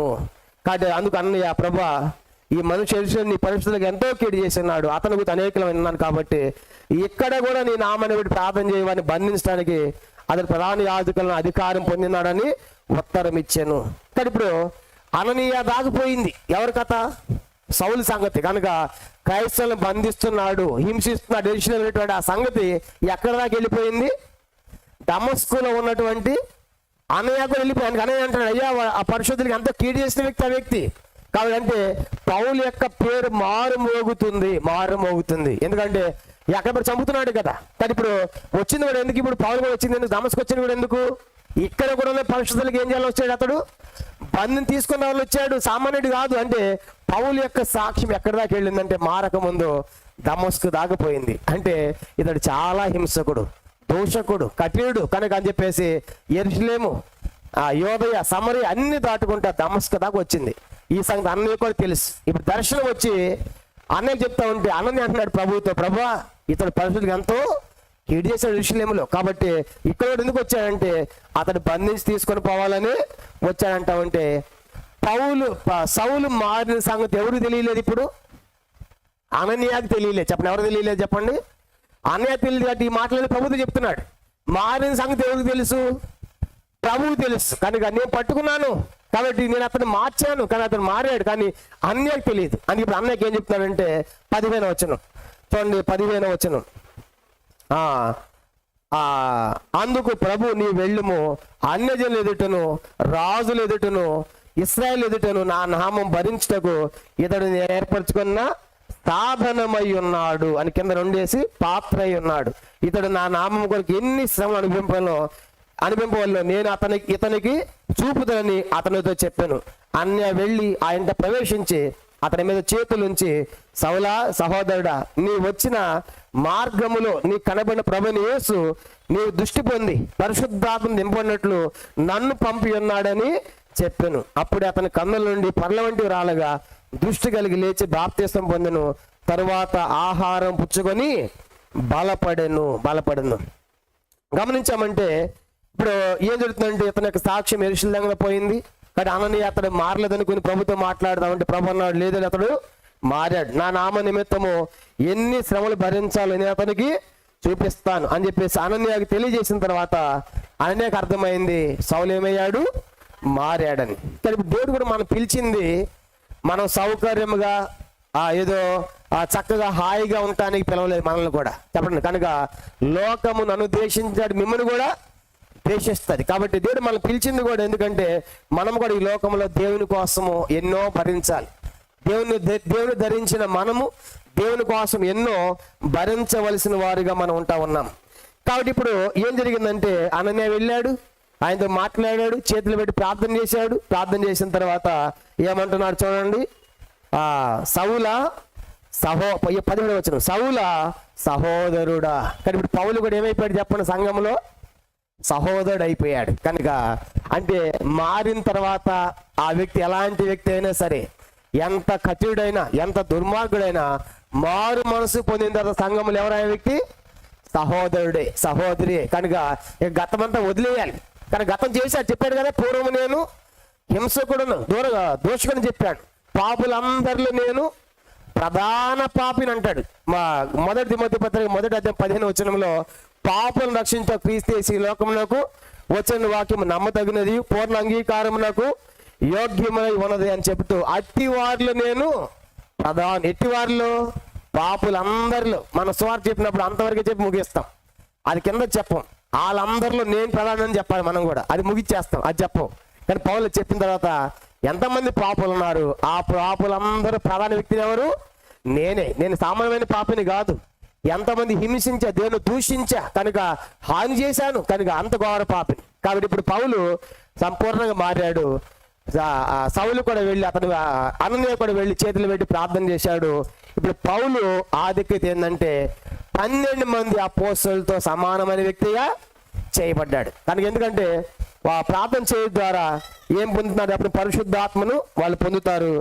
అందుకంటే చూడండి 17వ వచనం, అననీయ వెళ్ళి ఆ ఇంట ప్రవేశించి అతని మీద చేతులుంచి, సౌలా సహోదరుడా, నీ వచ్చిన మార్గములో నీ కనబడిన ప్రభుని యేసు నీవు దృష్టి పొంది పరిశుద్ధాత్మతో నింపబడినట్లు నన్ను పంపి ఉన్నాడు. కానీ ఇప్పుడు అననీయ చేతులు పెడితే ఏమి వస్తుంది చెప్పండి, పౌలు మీదకి పరిశుద్ధాత్మ, దేవుడు పరిశుద్ధాత్మ నింపబడ్డాడు. కానీ ఇప్పుడు 12 మంది అపోస్తలులతో పాటు ఇతడు కూడా సమానమైన ఆధిక్యత పొందాడు. కారణం ఏంటంటే 12 మంది ప్రభువును చూశారు, సౌలు కూడా ప్రభువును చూశాడు. కాబట్టి మొత్తం వీడు ఎంతమంది అయ్యారు, అపోస్తలులు ఎంతమంది అయ్యారు మనకి ఇప్పుడు? 13 మంది అయ్యారు. కానీ గుర్తుపెట్టుకోవాలి, కనుక ఈ 13 మంది అపోస్తలులు. అపోస్తలుడు అర్థం ఏంటంటే, అపోస్తలుడు అంటే చూడండి యోహాను సువార్త, అపోస్తలుడు అంటే అర్థము యోహాను సువార్త 13వ అధ్యాయం, యోహాను సువార్త 13వ అధ్యాయం చూడండి. అపోస్తలుడే పదం 13, 16. యోహాను సువార్త 13వ అధ్యాయము 16 వచ్చిన అందరం కలిసి యోహాను సువార్త 13వ అధ్యాయము 16 చదవండి. దాసుడు తన యజమాని కంటే గొప్పవాడు కాదు, పంపబడిన వాడు తను పంపిన వాడిని కంటే గొప్పవాడు కాదని మీతో చెప్తున్నా. పంపబడిన వాడు అని కింద ఒకటేసి కింద పుట్టినట్లు ఏమని చూడండి, అపోస్తలుడు అని ఉంది. అంటే ఎవరు పంపారు? యేసు ప్రభు శిష్యుల్ని పంపిస్తుంది ఎవరు? యేసు ప్రభు వారు. అంటే యేసు ప్రభు చేత పంపబడిన వారందరూ ఎవరు? అపోస్తలుడు. 12 మంది పంపింది యేసు ప్రభు వారే. ఇప్పుడు సౌలును పంపుతుంది కూడా యేసు. అంటే అపోస్తలుడు అంటే పంపబడిన వాడు, దేవుని యొద్ద నుండి పంపబడిన వాడు. కానీ ఇప్పుడు 12 మందిలో ఇతడు కూడా అపోస్తలుడుగా చేయబడుతున్నాడు. కాబట్టి మనకి అపోస్తలుల 9వ అధ్యాయము మరి 2వ భాగం వచ్చేసి 10 నుంచి 19 వచనాలు మనం గమనించామంటే ఏమని రాసుకోవాలంటే బోధకుడు పంపబడుట. కనుక బోధకుడు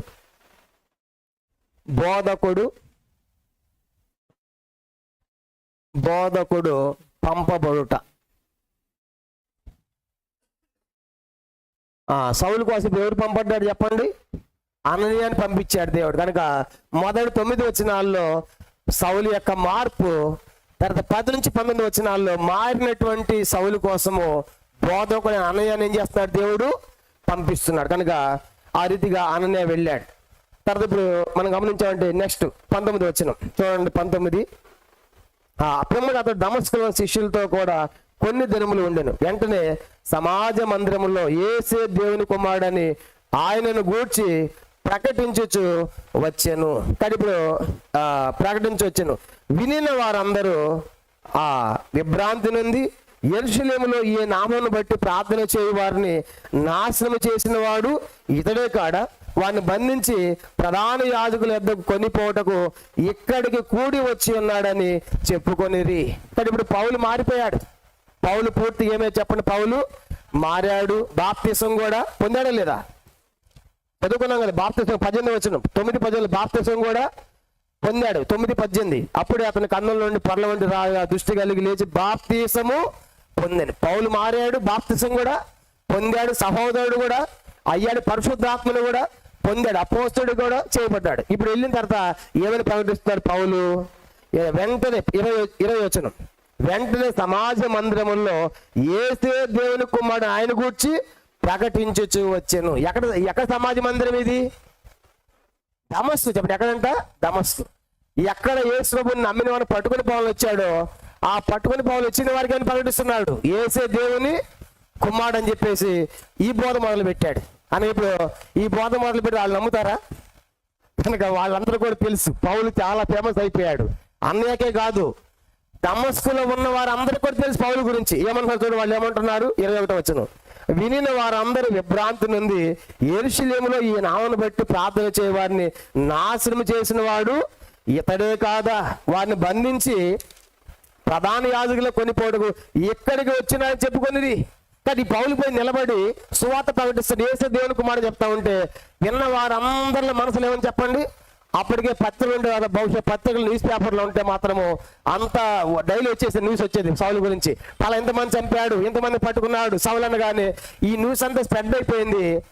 ఎక్కడ అయిపోయింది? ఇది దమస్కు దాకా పోయింది. కనుక దమస్కులో ఉన్న వారికి కూడా ఈ న్యూస్ తెలుసు. ఏమని? పౌలు నమ్మిన వాడిని చంపుతాడని. కానీ ఇప్పుడు అక్కడికే పోయి ఏం చేస్తాడు? యేసే దేవుని కుమారుడు నమ్మండి అంటా ఉంటే వీళ్ళందరికీ ఎట్లా ఉండాలి? అమ్మ ఇదొక ఏమంటారు దాన్ని, ఇదొక వేషం వేసుకొచ్చి పట్టుకొని పోతాడేమో అని నమ్మటం ఎవరు కూడా. ఎందుకంటే నమ్మేటట్టు లేదు కదా. అతని యొక్క చరిత్ర ఎట్లా ఉంది, నమ్మిన వాడు ఎంత భయంకరంగా హింసించాడు. కాబట్టి ఇప్పుడు పట్టుకొని పోవడం ఇక్కడ కూడా వచ్చాడు అని చెప్పేసి వాళ్ళు ఎవరు నమ్మటంలా. చూడండి ఏం జరిగిందంట. 22 వచనం, అయితే సౌలు మరి ఎక్కువగా బలపడి ఈయన క్రీస్తు అని రుజువుపరచు దమస్కులో కాపురమన్న యూదులను కలవరపరిచాను. చూసారు ఇప్పుడు అక్కడ ఉండే వాళ్ళని కలవరం. నిజంగా మారాడంటావా? మారాడా? పడుకుని పోవడానికి వచ్చాడు వేషం వేసుకుని అని అందరిలో ఏమని చెప్పండి?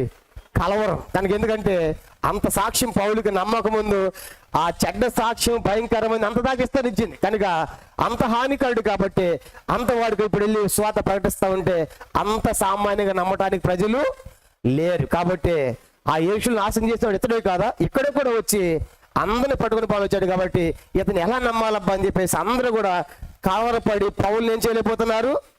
నమ్మలేకపోతున్నారు. కనుక పౌలు నమ్మలేకపోతున్నారు. చూడండి 23వ వచనం, అనేక దినములు గతించిన పిమ్మట యూదులు అతనిని చంప ఆలోచింపగా. కానీ ఇప్పుడు కొన్ని దినాలు అక్కడ ఉన్నాడు దమస్కులో.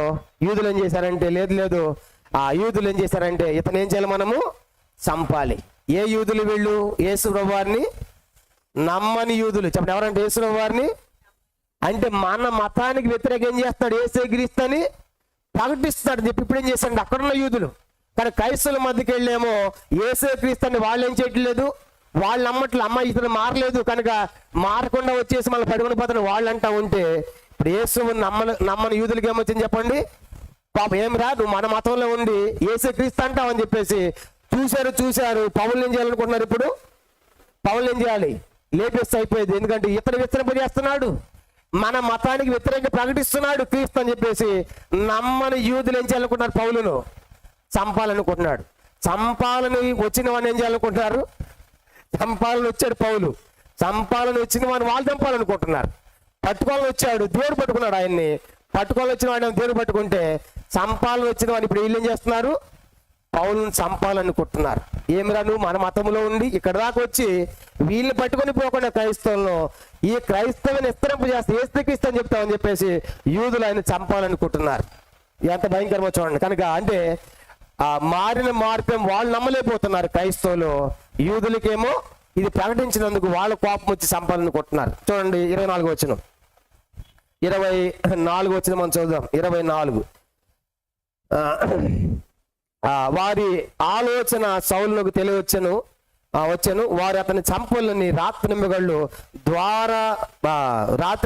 ద్వారముల యొద్ద కాచుకొని చుండిరి. కనుక అతని శిష్యులు రాత్రి అతను తీసుకుని పోయి గంపలు ఉంచి గోడ గుండా అతని కిందకు దింపిరి. కాబట్టి ఇప్పుడు సౌలుకి అర్థమైపోయింది, అమ్మ వీళ్ళు చంపాలనుకుంటున్నారని చెప్పేసి అర్థమైపోయిన తర్వాత ఈ ఎలా తప్పించాలని ఆలోచన చేసి అక్కడ శిష్యులు అంటే నమ్మినటువంటి వారు ఏం చేశారంటే, పౌలు ఎక్కడ నువ్వు ఉంటే ఏం చేస్తారు, నిన్ను చంపేస్తారు కాబట్టి అర్జెంటుగా ఏం చేయాలి, ఇప్పుడు దమస్కు నుంచి వెళ్ళిపోవాలని చెప్పేసి కనుక ఆ రాత్రే ఆ గోడ మించి గంప పెట్టి దాంట్లోంచి పౌల్ని కింద దింపి దమస్కులోంచి తప్పించేశారు. కనుక దమస్కులోంచి ఎక్కడికి వస్తున్నా చూడండి 26 వచనం, 26 చదువుదాం. 26 అతడు యెరూషలేమునకు వచ్చి శిష్యులతో కలుసుకుంటూ యత్నము చేసిన గాని అతడు శిష్యుడని నమ్మక అందరు అతనికి భయపడి. ఇప్పుడు మళ్ళీ పౌలు దమస్కులోంచి గోడ మీద దించేశారు కిందకి. దమస్కులో సరిగ్గా ఎక్కడికి వచ్చేసాడు చెప్పండి, డైరెక్ట్గా యెరూషలేముకి వచ్చాడు. యెరూషలేముకి వచ్చి ఎవరిని కలవాలనుకుంటున్నాడు చెప్పండి, ఎవరినంట? శిష్యుల్ని కలవాలనుకుంటున్నాడు. శిష్యుల్ని కలవాలనుకుంటే శిష్యుల్ని కలవాలనుకుంటే వాళ్ళు ఏం చేయట్లేదు చెప్పండి, వాళ్ళు నమ్మలేకపోతున్నారు. కాబట్టి మనం గమనించామంటే ఇక్కడ 20 నుంచి 22 వచనాలు ఏమని రాసుకోవాలంటే 20 నుంచి 22 వచనాల్లో పౌలు గారు సేవకు వెళ్ళుట. పౌలు గారు సేవకు వెళ్ళుట అంటే ఇప్పుడు పౌలుకి బోధకుడు పంపడ్డాడు, అననీయ బాప్తిసం ఇచ్చాడు, ప్రార్థన చేశాడు. బాప్తిసం అయిన తర్వాత యేసుక్రీస్తు ఏం చేస్తున్నాడు, ఎక్కడ ప్రకటిస్తున్నాడు? దమస్కులోనే మొదలు పెట్టాడు. కనుక పౌలు గారి సేవకు బయలుదేరారు. కనుక సేవకు బయలుదేరినట్లుగా 20 నుంచి 22 వచనాలు మనం చూస్తాము. నెక్స్ట్ ఇప్పుడు 23వ వచనంలో ఆయన చంపాలనుకున్నప్పుడు అక్కడి నుంచి అతను ఏం చేస్తున్నారు చెప్పండి, ఆ యెరూషలేమునకు తీసుకొని పోతున్నారు. అక్కడ ఒక మాట మనం గమనించాలి. 23వ వచనం చూడండి, 9వ అధ్యాయము 23వ వచనం చదవండి. 22 చూద్దాం ఫస్ట్, మొట్టమొదటి 22. అయితే సౌలు మరి ఎక్కువగా బలపడి ఈయన క్రీస్తు అని రుజువుపరచును దమస్కులో యూదులను కలవరపరచను. 23 అనేక దినములు గతించిన పిమ్మట. అనేక దినాలంటే దమస్కులో పౌలు ఎంతకాలం ఉన్నాడు? గలతీ పత్రికలో చెప్తాడు. గలతీ పత్రిక 1వ అధ్యాయం చూడండి. గలతీ పత్రిక 1వ అధ్యాయము 18వ వచనం. గలతీ పత్రిక 1వ అధ్యాయము ఈ భాగం చూసి మనం ముగిద్దాం. గలతీ పత్రిక 1వ అధ్యాయం 18వ వచనం చూడండి. ఆ దమస్కులో ఎంతకాలం ఉన్నాడంట ఆయన చెప్తాడు. గలతీ పత్రిక 1వ అధ్యాయం 18వ వచనం. అటు పైన 3 సంవత్సరాల తర్వాత కేఫాను పరిచయం చేసుకోవాలని యెరూషలేమునకు వచ్చి అతనితో కూడా 15 దినములు ఉంటిని. కాబట్టి ఎక్కడి నుంచి వచ్చాడు? పైన 17వ వచనం, 17 చదవండి. నాకంటే ముందుగా అపోస్తలులైన వారి యొద్దకు యెరూషలేముకు నేను వెళ్ళలేదు కానీ వెంటనే అరేబియా దేశంలోనికి వెళ్ళి తిని పిమ్మట దమస్కు పట్టణమునకు తిరిగి వచ్చి తిని. ఇక్కడ ఇంకో సంగతి కూడా చెప్పాలి మీకు, అది నేను మర్చిపోయాను. పౌలు మారిన వెంటనే ఎక్కడికి పోయాడని రాయబడింది అపోస్తల కార్యాల్లో? దమస్కులోకి వచ్చినట్లుగా ఉంటుంది. కానీ పత్రికలు ఏం చెప్తాడంటే దమస్కులో పోలేదంట. ఎక్కడ పోయాడు ఆయన? వెంటనే అరేబియా దేశానికి వెళ్ళాడు. కనుక అరేబియా దేశం, కనుక అక్కడ పోయి ఆడ కొంతకాలం ఉన్నాడు. అరేబియా దేశంలో అక్కడ ఏం చేసి ఉంటాడు పౌలు మారిన తర్వాత? 9వ అధ్యాయంలో ప్రారంభం వచ్చాడు, వెలుగు వచ్చింది, అక్కడ మారాడు. మారిన తర్వాత వెంటనే అపోస్తల కార్యాల్లో దమస్కులోకి వచ్చినట్టుగా మనం చదివాం. కానీ పత్రికలో చెప్తాడు, నేను వెంటనే ఎక్కడికి పోయాను? ఆ దర్శనం పొందిన తర్వాత అరేబియా దేశం సినాయి పర్వతానికి వెళ్ళాడు, ఆ కొండలోకి వెళ్ళాడు. ఆ కొండలకి వెళ్ళి ఏం చేసి ఉంటాడు చెప్పండి పౌలు? పశ్చాత్తాపం ఉంటాడు, ప్రార్థన చేసి ఉంటాడు, ప్రభు ఎంత దుర్మార్గుడు, ఎంత హానికాడు అని చెప్పేసి ఒంటరిగా దేవునితో ఏం చేసి ఉంటాడు చెప్పండి? ఒంటరిగా దేవునితో గడిపాడు. కనుక ఒంటరిగా దేవునితో గడిపాడు. కాబట్టి గడిపే అంటే ఇప్పుడు ఇది సువార్త ప్రకటించక ముందు అతను అరేబియాకి వెళ్ళినట్టుగా మనం చూస్తాం. అపోస్తలుల 9వ అధ్యాయము 9వ అధ్యాయం ఒక మాట 9వ అధ్యాయము మనం గమనించామంటే 19-20 వచ్చినాలు. అపోస్తలుల 9వ అధ్యాయం 19-20. పిమ్మట అతను దమస్కులో శిష్యులతో కూడా కొన్ని దినములు నేను వెంటనే సమాజ మందిరములో యేసే దేవుని కుమారుడు ఆయన గురించి ప్రకటించాను. ఇక్కడ మనం గుర్తించాల్సి ఏంటంటే పౌలు మారిన తర్వాత వెంటనే పోయిన దేశం అని చెప్పండి, అరేబియాకి వెళ్ళాడు. అరేబియాకి వెళ్ళి ఆ కొండల్లో ఆ పర్వతాల్లో కొన్ని దినాలని ప్రార్థన చేశాడు. కనుక ప్రార్థన చేసి దేవునితో గడిపి ఆ దేవుని యొక్క స్వరాన్ని విని తిరిగి మళ్ళీ ఎక్కడ వచ్చాడు? దమస్కు వచ్చాడు. దమస్కు వచ్చి ఏం ప్రకటిస్తున్నాడు? యేసే దేవుని కుమారుడని ఆయన సువార్త ప్రకటిస్తున్నాడు. అట్లా దమస్కులో ఎంతకాలం ఉన్నాడంట? గలతీ 1:18 మనం చదివాం. ఎన్ని సంవత్సరాలంట? 3 సంవత్సరాలు. కనుక 3 సంవత్సరాలు దమస్కులో యేసే క్రీస్తు అని చెప్పేసి సువార్త ప్రకటించాడు. అక్కడ పౌలుని చంపాలనుకుంటున్నారు. కనుక చంపాలనుకున్నప్పుడు ఏం జరిగింది సంగతి ఏంటంటే అక్కడ నుంచి తప్పిస్తున్నారు. కనుక చంపాలనుకున్నప్పుడు ఏం చేశారు? గోడ నుంచి పైకి దించారు. 2 కొరింథీ పత్రిక 11వ అధ్యాయం 2 కొరింథీ పత్రిక 11వ అధ్యాయము 2 కొరింథీ పత్రిక 11వ అధ్యాయం ఒక మాట చదువుతాము. 32వ వచనం. అప్పుడు రాజు ఎవరంటే పౌలు అక్కడ తప్పిస్తున్నప్పుడు సౌలును రాజు ఎవరో చూడండి. 2 కొరింథీ పత్రిక 11వ అధ్యాయం 32వ వచనం. 2 కొరింథీ పత్రిక 11వ అధ్యాయం 32 చదవండి. దమస్కులో ఆరేత అను రాజు కింద ఉన్న అధిపతి నన్ను పట్టగోరి కావలి ఉంచి దమస్కీల పట్టణము భద్రము చేసెను. అప్పుడు నేను కిటికీ గుండా గోడ మీద నుండి గంపలో దింపబడి అతని చేతులను తప్పించుకొని పోతిని. కానీ ఇప్పుడు గుర్తించాలి, దమస్కులో 3 దినాలు సువార్త ప్రకటిస్తూ ఉంటే యేసుక్రీస్తుని 3 సంవత్సరాలు ప్రకటించిన తర్వాత దమస్కులో ఉన్న యూదులందరూ కూడా రాజు ఎవరంటే అప్పుడు చెప్పండి, దమస్కు రాజు ఎవరప్పుడు? ఆరేత అనేటువంటి రాజు ఉన్నాడు. అప్పుడు ఆ రాజును ఆశ్రయించారు యూదులందరూ కూడా వెళ్ళి. కనుక ఈ పౌలుని చంపాలి కాబట్టి ఇలా ప్రకటిస్తానని చెప్పగానే ఆరేతను రాజించండి పట్టణాన్ని ఏం చేయంట భద్రం చేశారు కావలతో. పౌలు ఎక్కడ తప్పించుకుని పోకూడదు అని చెప్పేసి ఇతను రాజును ఆశ్రయించాడు. ఆరేత అనేటువంటి రాజు. ఆ రాజు సైన్యాన్ని భద్రం చేసినప్పుడు అక్కడ శిష్యులు చేశారంటే గోడ మేంచి పై కిందకి దించారని పౌలు తన సంగతి చెప్తూ ఉన్నాడు. కాబట్టి ఈ అరేతనే రాజు చరిత్రలో క్రీస్తు శకం 37 నుంచి 40 సంవత్సరాల మధ్యలో ఆయన పరిపాలించిన చరిత్ర మనం చూస్తాం. కానీ ఇప్పుడు గోడ నుంచి కింద దించాడు. దించిన తర్వాత నెక్స్ట్ సరిగ్గా ఎక్కడ పోయాడు? డైరెక్ట్గా యెరూషలేం పోయి. చెప్పండి ఎక్కడ పోయాడు చెప్పండి? యెరూషలేం. యెరూషలేంలో ఎవరున్నారు? శిష్యులు ఉన్నారు. ఎవరి శిష్యులు? యేసుప్రభు నమ్మిన శిష్యులు, అపోస్తలులు ఉన్నారు. వాళ్ళని కలుసుకోవాలనుకుంటున్నాడు వెళ్ళి. ఎందుకంటే ఇప్పుడు పొందిన సంతోషం ఉంది కదా, దేవుడు చూశాడు కదా. కనుక ఇది పంచుకొని వాళ్ళ దగ్గరికి పోతా ఉంటే వాళ్ళు నమ్మడం లేదు. కనుక దమస్కు పోతే వాళ్ళు నమ్మలేదు. నమ్మని యూదులేమో చంపాలనుకున్నారు. కనుక యేసును నమ్మిన క్రైస్తవులేమో నమ్మడం లేదు. కానీ అక్కడ తప్పించుకుని యెరూషలేంకి వచ్చాడు. 9వ అధ్యాయము అపోస్తలుల కార్యం 9వ అధ్యాయం చూడండి ఏం జరుగుతుందంటే వాళ్ళు శిష్యులు వచ్చారు. 9వ అధ్యాయము 26వ వచనం. అతడు యెరూషలేమునకు వచ్చి శిష్యులతో కలుసుకుని యత్నం చేశాను కానీ అతడు శిష్యుల నమ్మక అందరూ అతనికి భయపడిరి. అంటే ఎవరి శిష్యులు? 12 మంది అపోస్తలులు కూడా పౌలు ఏం చేయడం లేదు, నమ్మడం లేదు. ఎందుకంటే అంతకుముందు చూశారు ఇతని తీవ్రత ఎంత గొప్పదో చూశారు. యెరూషలేములో ఎలాంటి ఘోరమైన కార్యాలు చేశాడు చూశాడు.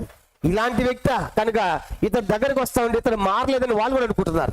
వాళ్ళు కూడా భయపడుతున్నారు. 27వ వచనం. అయితే బర్నబా అతనిని దగ్గర తీసి అపోస్తలుల యొద్దకు తోడుకొని వచ్చి అతడు త్రోవలో ప్రభువును చూచిననియు ప్రభు అతనితో మాట్లాడిననియు అతడు దమస్కులో యేసు నామమును బట్టి ధైర్యముగా బోధించిననియు వారికి వివరముగా తెలియపరచెను. అతడు యెరూషలేములో వారితో కూడా వచ్చుచు పోవచ్చు ప్రభు నామమును బట్టి ధైర్యముగా బోధించుచు గ్రీకు భాష మాట్లాడు యూదులతో మాట్లాడుతూ తర్కించుచుండెను.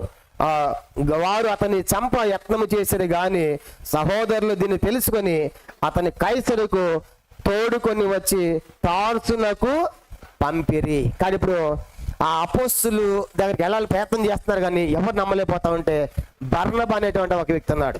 ఈ బర్నబా అంటే అపోస్తులుగా 4వ అధ్యాయంలో మనం చూసాం. 4వ అధ్యాయంలో బర్నబా అంటే అర్థం ఏమని చూసాము? బర్నబా యొక్క అసలు పేరేంటి? యోసేపు. చెప్పండి బర్నబా యొక్క అసలు పేరేంటి? నాలుగో అధ్యాయం, అపోస్తుల కార్యం 4వ అధ్యాయం చూడండి. యోసేపు అప్పుడు అపోస్తులు ఏం పేరు పెట్టారంటే అతని వ్యక్తిత్వాన్ని బట్టి ఇతరందరిని ఆదరించాడని చెప్పేసి అతనికి బర్నబా అని పేరు పెట్టాడు. అపోస్తుల కార్యం 4వ అధ్యాయము 36వ వచనం. అపోస్తుల కార్యం 4:36. కుప్రలో పుట్టిన లేవీయుడగు యోసేపును ఒకడు ఉండెను, ఇతనికి అపోస్తులు హెచ్చరిక పుత్రుడని అర్థమిచ్చు బర్నబా అని పేరు పెట్టి ఉండేది. చాలు. కనుక ఇప్పుడు ఆ బర్నబా యొక్క అసలు పేరు ఏంటంట? యోసేపు. ఏ గోత్రం చెందినవాడు? లేవీడినా. కానీ యోసేపు అని పేరు మార్చి పేరు పెట్టారంటే నువ్వు అందరిని బలి ఆదరిస్తావయ్యా, అందరు బలి సహాయం చేస్తావు కాబట్టి నీ పేరు బర్నబా అని పెట్టేశారు. అంటే ప్రతి ఒక్కడు ఏం చేస్తాడు? బర్నబా ఆదరించే తత్వం కలిగిన వాడు. అందుకే బర్నబా అంటే ఆదరించువాడు. పైన ఒకటేసి హెచ్చరిక పుత్రుడిని, కింద ఆదరణ పుత్రుడు. సంఘములో హెచ్చరించేవాడు, సంఘములో ఆదరించేవాడు, సంఘములో ప్రేమించేవాడు. కాబట్టి సంఘములు ఈనాడు బర్నబాలు కావాలి. కొన్నిసార్లు దైవ సేవకులు అందరిని అర్థం చేసుకోలేకపోవచ్చు. చాలా మంది సమూహం గుంపు ఉన్నప్పుడు అందరూ మనం అర్థం చేసుకోలేం. కానీ సంఘములు ఎలాంటి వారు ఉండాలి? బర్నబాలు ఉండాలి. అన్న నిజంగా ఈయన మారాడన్నా అని ఎదుటి వారికి పరిచయం చేసే బర్నబాలు ఉండాలి. కానీ ఇప్పుడు పౌలు ఏం చేశాడంటే శిష్యులు నమ్మడం లేదు, అపోస్తలుని కలుసుకోలేకపోతున్నాడు. ఈ బర్నబా దగ్గర తీసి అంటే బర్నబా పౌలు ఏం చేసినట్టు? నమ్మినట్టు, నమ్మి దగ్గర తీసి ఏం చేశాడంటే నెమ్మదిగా అపోస్తలుల దగ్గర తీసుకెళ్ళి, లేదు ఇతను మారాడయ్యా, కనుక మారాడు సార్ అని పేతురికి మిగతా అపోస్తలు చెప్పి, మాటమే కాదు దమస్కులు యేసును కూడా చూశాడు, చూడటమే కాదు దమస్కుల సువార్త కూడా ప్రకటించాడని చెప్పేసి ఈ పరిచయాలన్నీ కూడా ఎవరిని పరిచయం చేశారు? బర్నబా తీసుకుని పోయి పౌలును అపోస్తలు పరిచయం చేశాడు. పరిచయం చేస్తే ఆడ వచ్చిపోయేటువంటి వారికి అందరూ కూడా మాట్లాడుతూ ఉంటే అక్కడ ఉన్నటువంటి యూదులు కొంతమంది చేశారంటే, ఏమైనా నేను చంపని వస్తా ఉంటే, చంపమని పట్టుకుందామని పోతా ఉంటే నువ్వే మారొచ్చావా అని చెప్పేసి ఇప్పుడు సౌలు నుంచి ఎక్కడ కూడా ఏం చేయాలనుకుంటున్నారు? చంపాలనుకుంటున్నారు. చూసారా? చంపిన వాడిని ఏం చేయాలనుకుంటే ఇక్కడ కూడా చంపాలనుకుంటున్నారు. నిజంగా సౌలు మారాడు. మారిన తర్వాత నిన్ను పంపించింది ఎందుకు? మేము ఎరుషలేము దమస్కు ఎందుకు పంపించాము? వాళ్ళందరూ పట్టుకొని రమ్మని బంధించమని కదా. కాబట్టి నువ్వు మారొచ్చి వీళ్ళందరూ చెప్తామని చెప్పేసి ఎక్కడ యూదులు చంపాలనుకున్నప్పుడు ఈ సంగతి అపోస్తలులకు ఎవరు తెలిసిందంట? శిష్యులు కూడా తెలిసి అప్పుడు ఏం చేశాడంటే, అవి ఇతను మన సహోదరుడు, నిజంగా ఈ సౌలు మారాడు కాబట్టి ఇప్పుడు ఇలాంటి సమయంలో ఇక్కడ సౌలు ఉండేది మంచిది కాదని చెప్పేసి కైసర్ అనేది వాడరేవ్ అన్నమాట. అక్కడ వచ్చి వాడెక్కించి కొంతకాలం ఇంటికి వెళ్ళి పని చెప్పేసి పౌలు ఏం చేశారంటే తార్సు పంపించారు. చూడండి అన్నమాట 30వ వచనం. సహోదరులు దీన్ని తెలుసుకొని అతను కైసరుకు తోడుకుని వచ్చి తార్సునకు పంపిరి. కాబట్టి ఇప్పుడు ఏం జరిగింది? పౌలు ఇప్పుడు ఎక్కడున్నాడు? ఆ దమస్కు పోయాడు, అక్కడ మారాడు, స్వాత ప్రకటించాడు. వాళ్ళు చంపాలనుకుంటే అక్కడ యెరూషలేము వచ్చాడు. యెరూషలేము నమ్మకపోతే నమ్మింది ఎవరు? బర్నబా నమ్మి అపోస్తలుల దగ్గరికి వెళ్ళి వాళ్ళు పరిచయం చేసి తర్వాత వాళ్ళు చేర్చుకుని కొంతకాలము ప్రకటిస్తూ ఉండే సువార్త. అక్కడ యూదులు చంపాలనుకున్నప్పుడు ఆ అపోస్తలులు కానీ శిష్యులు కానీ ఇప్పుడు అక్కడ ఏం చేస్తారు? సౌలును తప్పిస్తున్నారు. ఎక్కడ తప్పిస్తున్నారంటే ఎక్కడ పంపించారు? చూడండి మ్యాప్లో ఆ మాట చదివి మనం ముగిద్దాం ఈ రోజుకి. చూడండి మ్యాప్లో మనం గమనించండి. కైసరే అనేటువంటి అనేది వాడరే ఉన్నటువంటి పట్టణం అనమాట. కైసరే అక్కడ వచ్చి వాడెక్కిచ్చారు పౌల్ని. చూడండి దీంట్లో ఇదనమాట తార్స్ అనేటువంటి పట్టణం మనం చూస్తాము. ఇక్కడ పైన కైసరే, యెరూషలేము ఉంది కదా, యెరూషలేముకు ఇక్కడ ఎక్కడ పౌలు ఇప్పుడు యెరూషలేము నుంచి కైసరుకు వచ్చి వాడెక్కిచ్చి తిన్నగా తార్సు పంపించారు. కొంతకాలం ఇక్కడ ఉంటే మంచిది కాదు కాబట్టి నేను చంపుతున్నారని చెప్పేసి తార్సు పంపించారు. కానీ ఇప్పుడు సౌలు ఎక్కడున్నాడంటే తార్సుకి వెళ్ళాడు. అప్పుడు సంఘం ఎట్లా ఉందంట ఆ ఒక్క మాట చదివి ముగిద్దాం. చూడండి అపోస్తలుల కార్యం 9వ అధ్యాయం. అపోస్తలుల కార్యములు 9వ అధ్యాయం మనం గమనించామంటే అపోస్తలుల కార్యములు 9వ అధ్యాయం 31వ వచనం. చూడండి 31 చదువుదాము. కావున యోదయ గలిలయ సమరయ దేశముల అంతటి సంఘము క్షేమాభివృద్ధి నుంచి సమాధానము కలిగి ఉండెను. మరి ప్రభునందు భయమును పరిశుద్ధాత్మ ఆదరణ కలిగి నడుచుకొనుచు విస్తరించుచుండెను. కానీ ఇప్పుడు మనం రాసుకోవాలి 23 నుంచి 30 వచనాలు, 23 నుంచి 30 దాకా పౌలు యెరూషలేమునకు పారిపోవుట. పౌలు యెరూషలేమునకు పారిపోవుట.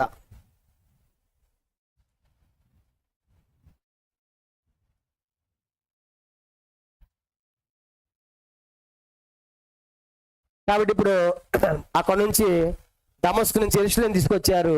యేషులో చేర్చుకున్నారు, వాళ్ళు బర్నబా ద్వారా చేర్చబడ్డాడు. కానీ వాళ్ళు కూడా అక్కడి నుంచి చేసే పౌలును తార్సు పంపించారు. ఇప్పుడు 31 వచ్చిన చదివి ముగిద్దాం. 31 చదవండి. కావున యోదయ గలిలయ సమరయ దేశంలో అన్నంతటా సంఘము క్షేమాభివృద్ధి పొందుచు సమాధానము కలిగి ఉండెను. మరి ప్రభువునందు భయమును పరిశుద్ధ ఆదరణ కలిగి నడుచుకొనొచ్చు విస్తరించుచుండెను. ఇప్పుడు సంఘము ఎందుకు క్షేమాభివృద్ధి చెందుతుంది? ఎందుకు సమాధానం ఉంది? ఎందుకు విస్తరిస్తూ ఉంది? ఎందుకు ఆ సంఘంలో ఆదరణ ఉంది? యోదయ కానీ గలిలయ కానీ సమరయ దేశాలన్నింటిలో ఇప్పుడు సంఘానికి ఏమి లేదు చెప్పండి? హింస లేదు, ఆదరణ ఉంది, విస్తరిస్త. కారణం ఏంటి చెప్పండి? కారణం ఏంటి? హింసించాలనుకున్నాడు ఏమైపోయాడు? మారిపోయాడు. హింసించాలని మారుకున్న సంఘములో ఒక శత్రువు ఉంటే వాడు చెప్పేది మన ప్రమాదమే. ఎప్పుడు ఏం జరుగుతుందో మనకు తెలియదు అనమాట. వాడే మారితే అంత నెమ్మది. కానీ ఇప్పుడు సంఘం అంతట్లో యోదయ కానీ గలిలయ మొత్తం అంతా స్ప్రెడ్ అయిపోయి అందరూ బిక్కి బిక్కుమంటే భయపడతా ఉన్నారు సంఘాల్లో. పౌలు ఎప్పుడైతే మారాడో, ఈ సంగతి తెలిసిందో, అన్ని ప్రాంతాల్లో అది యోదయ కానీ గలిలయ కానీ సమరయ దేశం అన్నింటిలో కూడా సంఘం ఏమవుతుందంట? క్షేమాభివృద్ధి కట్టబడుతుంది. అనేకులు చేర్చబడుతున్నారు. తన సమాధానం ఉంది. అందరి భయముతో పరిశుద్ధాత్మ కలిగి ఆదరణ కలిగి సంఘాలు ఏమవుతుందంట? విస్తరించబడ్డాయి. కాబట్టి ఏం రాసుకోవాలంటే దీనికి చివరిగా ఈ 31వ వచనానికి హింస నుండి నెమ్మది, శాంతి, సమాధానం. సంఘానికి హింస నుండి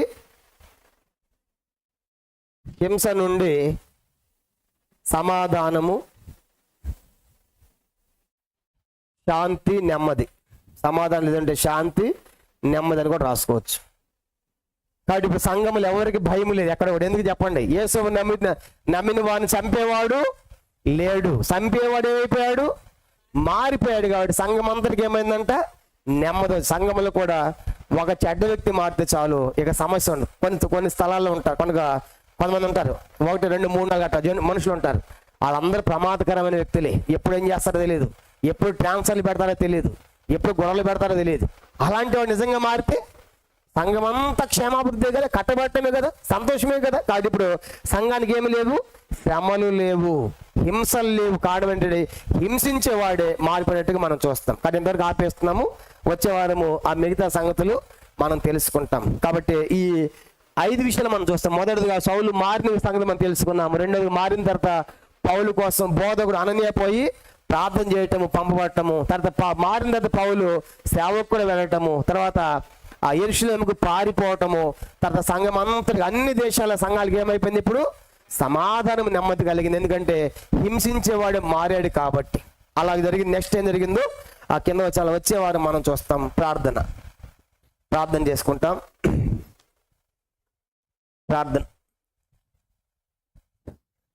పరలోకమందున మా తండ్రి, పరిశుద్ధ దేవ, మీకు స్తోత్రాలు చెల్లిస్తూ ఉన్నాం. మీ ప్రియమైన కుమారుడు, మా ప్రభును, మా రక్షకుడైన యేసు ప్రభువారి శ్రేష్టమైన స్తోత్రాలు. ఏదైనా 9వ అధ్యాయములో తను నిజంగా మరి సౌలు యొక్క మార్పు, అతని కొరకు బోధకుడు పంపబడటము, అంత మాత్రమే కాదు తండ్రి. కనుక పౌలు సేవకు వెళ్ళడం, మారిన తర్వాత తండ్రి ప్రభా యెరూషలేముకు పారిపోవటము, చివరికి సంఘం అంతటికి కూడా నెమ్మది, విశ్రాంతి, శాంతి, సమాధానం కలిగింది. కారణము హింసించేవాడు మారిపోయాడు కాబట్టి ఇప్పుడు సంఘంలో సమస్య లేదు తండ్రి. అన్ని సంఘాలు కట్టబడుతూ ఉన్నాయి. నిజంగా ఈనాడు అనేకమైన సత్యాలు ఈ యొక్క పౌలు ద్వారా మీరు మాతో మాట్లాడుతున్నారు. కాబట్టి మేము పౌల్లాగా ఒకప్పుడు దోషకులమే, హింసకులమే, కానీ మారాము అన్నట్టుగా మా జీవితాలు ఉండాలి. కాబట్టి ఇంకా పాత సంగతులు ఉండకూడదని మీరు మాకు తెలియజేస్తూ ఉన్నారు. అందుకే వందనాలు. అంత మాత్రమే కాదు, నీ ప్రజలను, సంఘాన్ని హింసిస్తే నిన్ను హింసించినట్లే, నీ సంఘములో ఆ సంఘానికి మేలు చేస్తే ప్రభా నీకు చేసినట్లే, కీడు చేస్తే సంఘములో నీకు చేసినట్లే. కాబట్టి మేము సంఘములో మేలు చేసేవారే ఉండాలి. ఎందుకంటే సంఘం ఆయన శరీరం. కాబట్టి ప్రభా ప్రతి పరిస్థితుల్లో మీకు సహకరించే వారిగా, మేలు చేసేవారికి సిద్ధపరచండి, సహాయం చేయండి. మా ద్వారా సంఘానికి ఎలాంటి నష్టము లేకుండా ఆదరణ, నెమ్మది, విశ్రాంతి కలిగించే వారిగా మమ్మల్ని అందరినీ సిద్ధపరచమని, వాక్యాన్ని దీవించమని, ఆశీర్వదించమని, భవిష్యత్ సేవకు సిద్ధపరచమని వందనాలు చెల్లిస్తూ మీకు అప్పగించుకుంటూ యేసు ప్రభు నామమున ప్రార్థించి వేడుకొనుచున్నాము తండ్రి. ఆమేన్. మన తండ్రి అయిన దేవుని ప్రేమయు, కుమార యేసు క్రీస్తు వారి కృపయు, పరిశుద్ధ ఆత్మిక అన్యోన్య సహవాసము చేసిన మనకును తను ప్రేమించే వారికిని సకల పరిశుద్ధులకును ఇప్పుడు ఎల్లప్పుడూ సదాకాలము తోడై ఉండును గాక.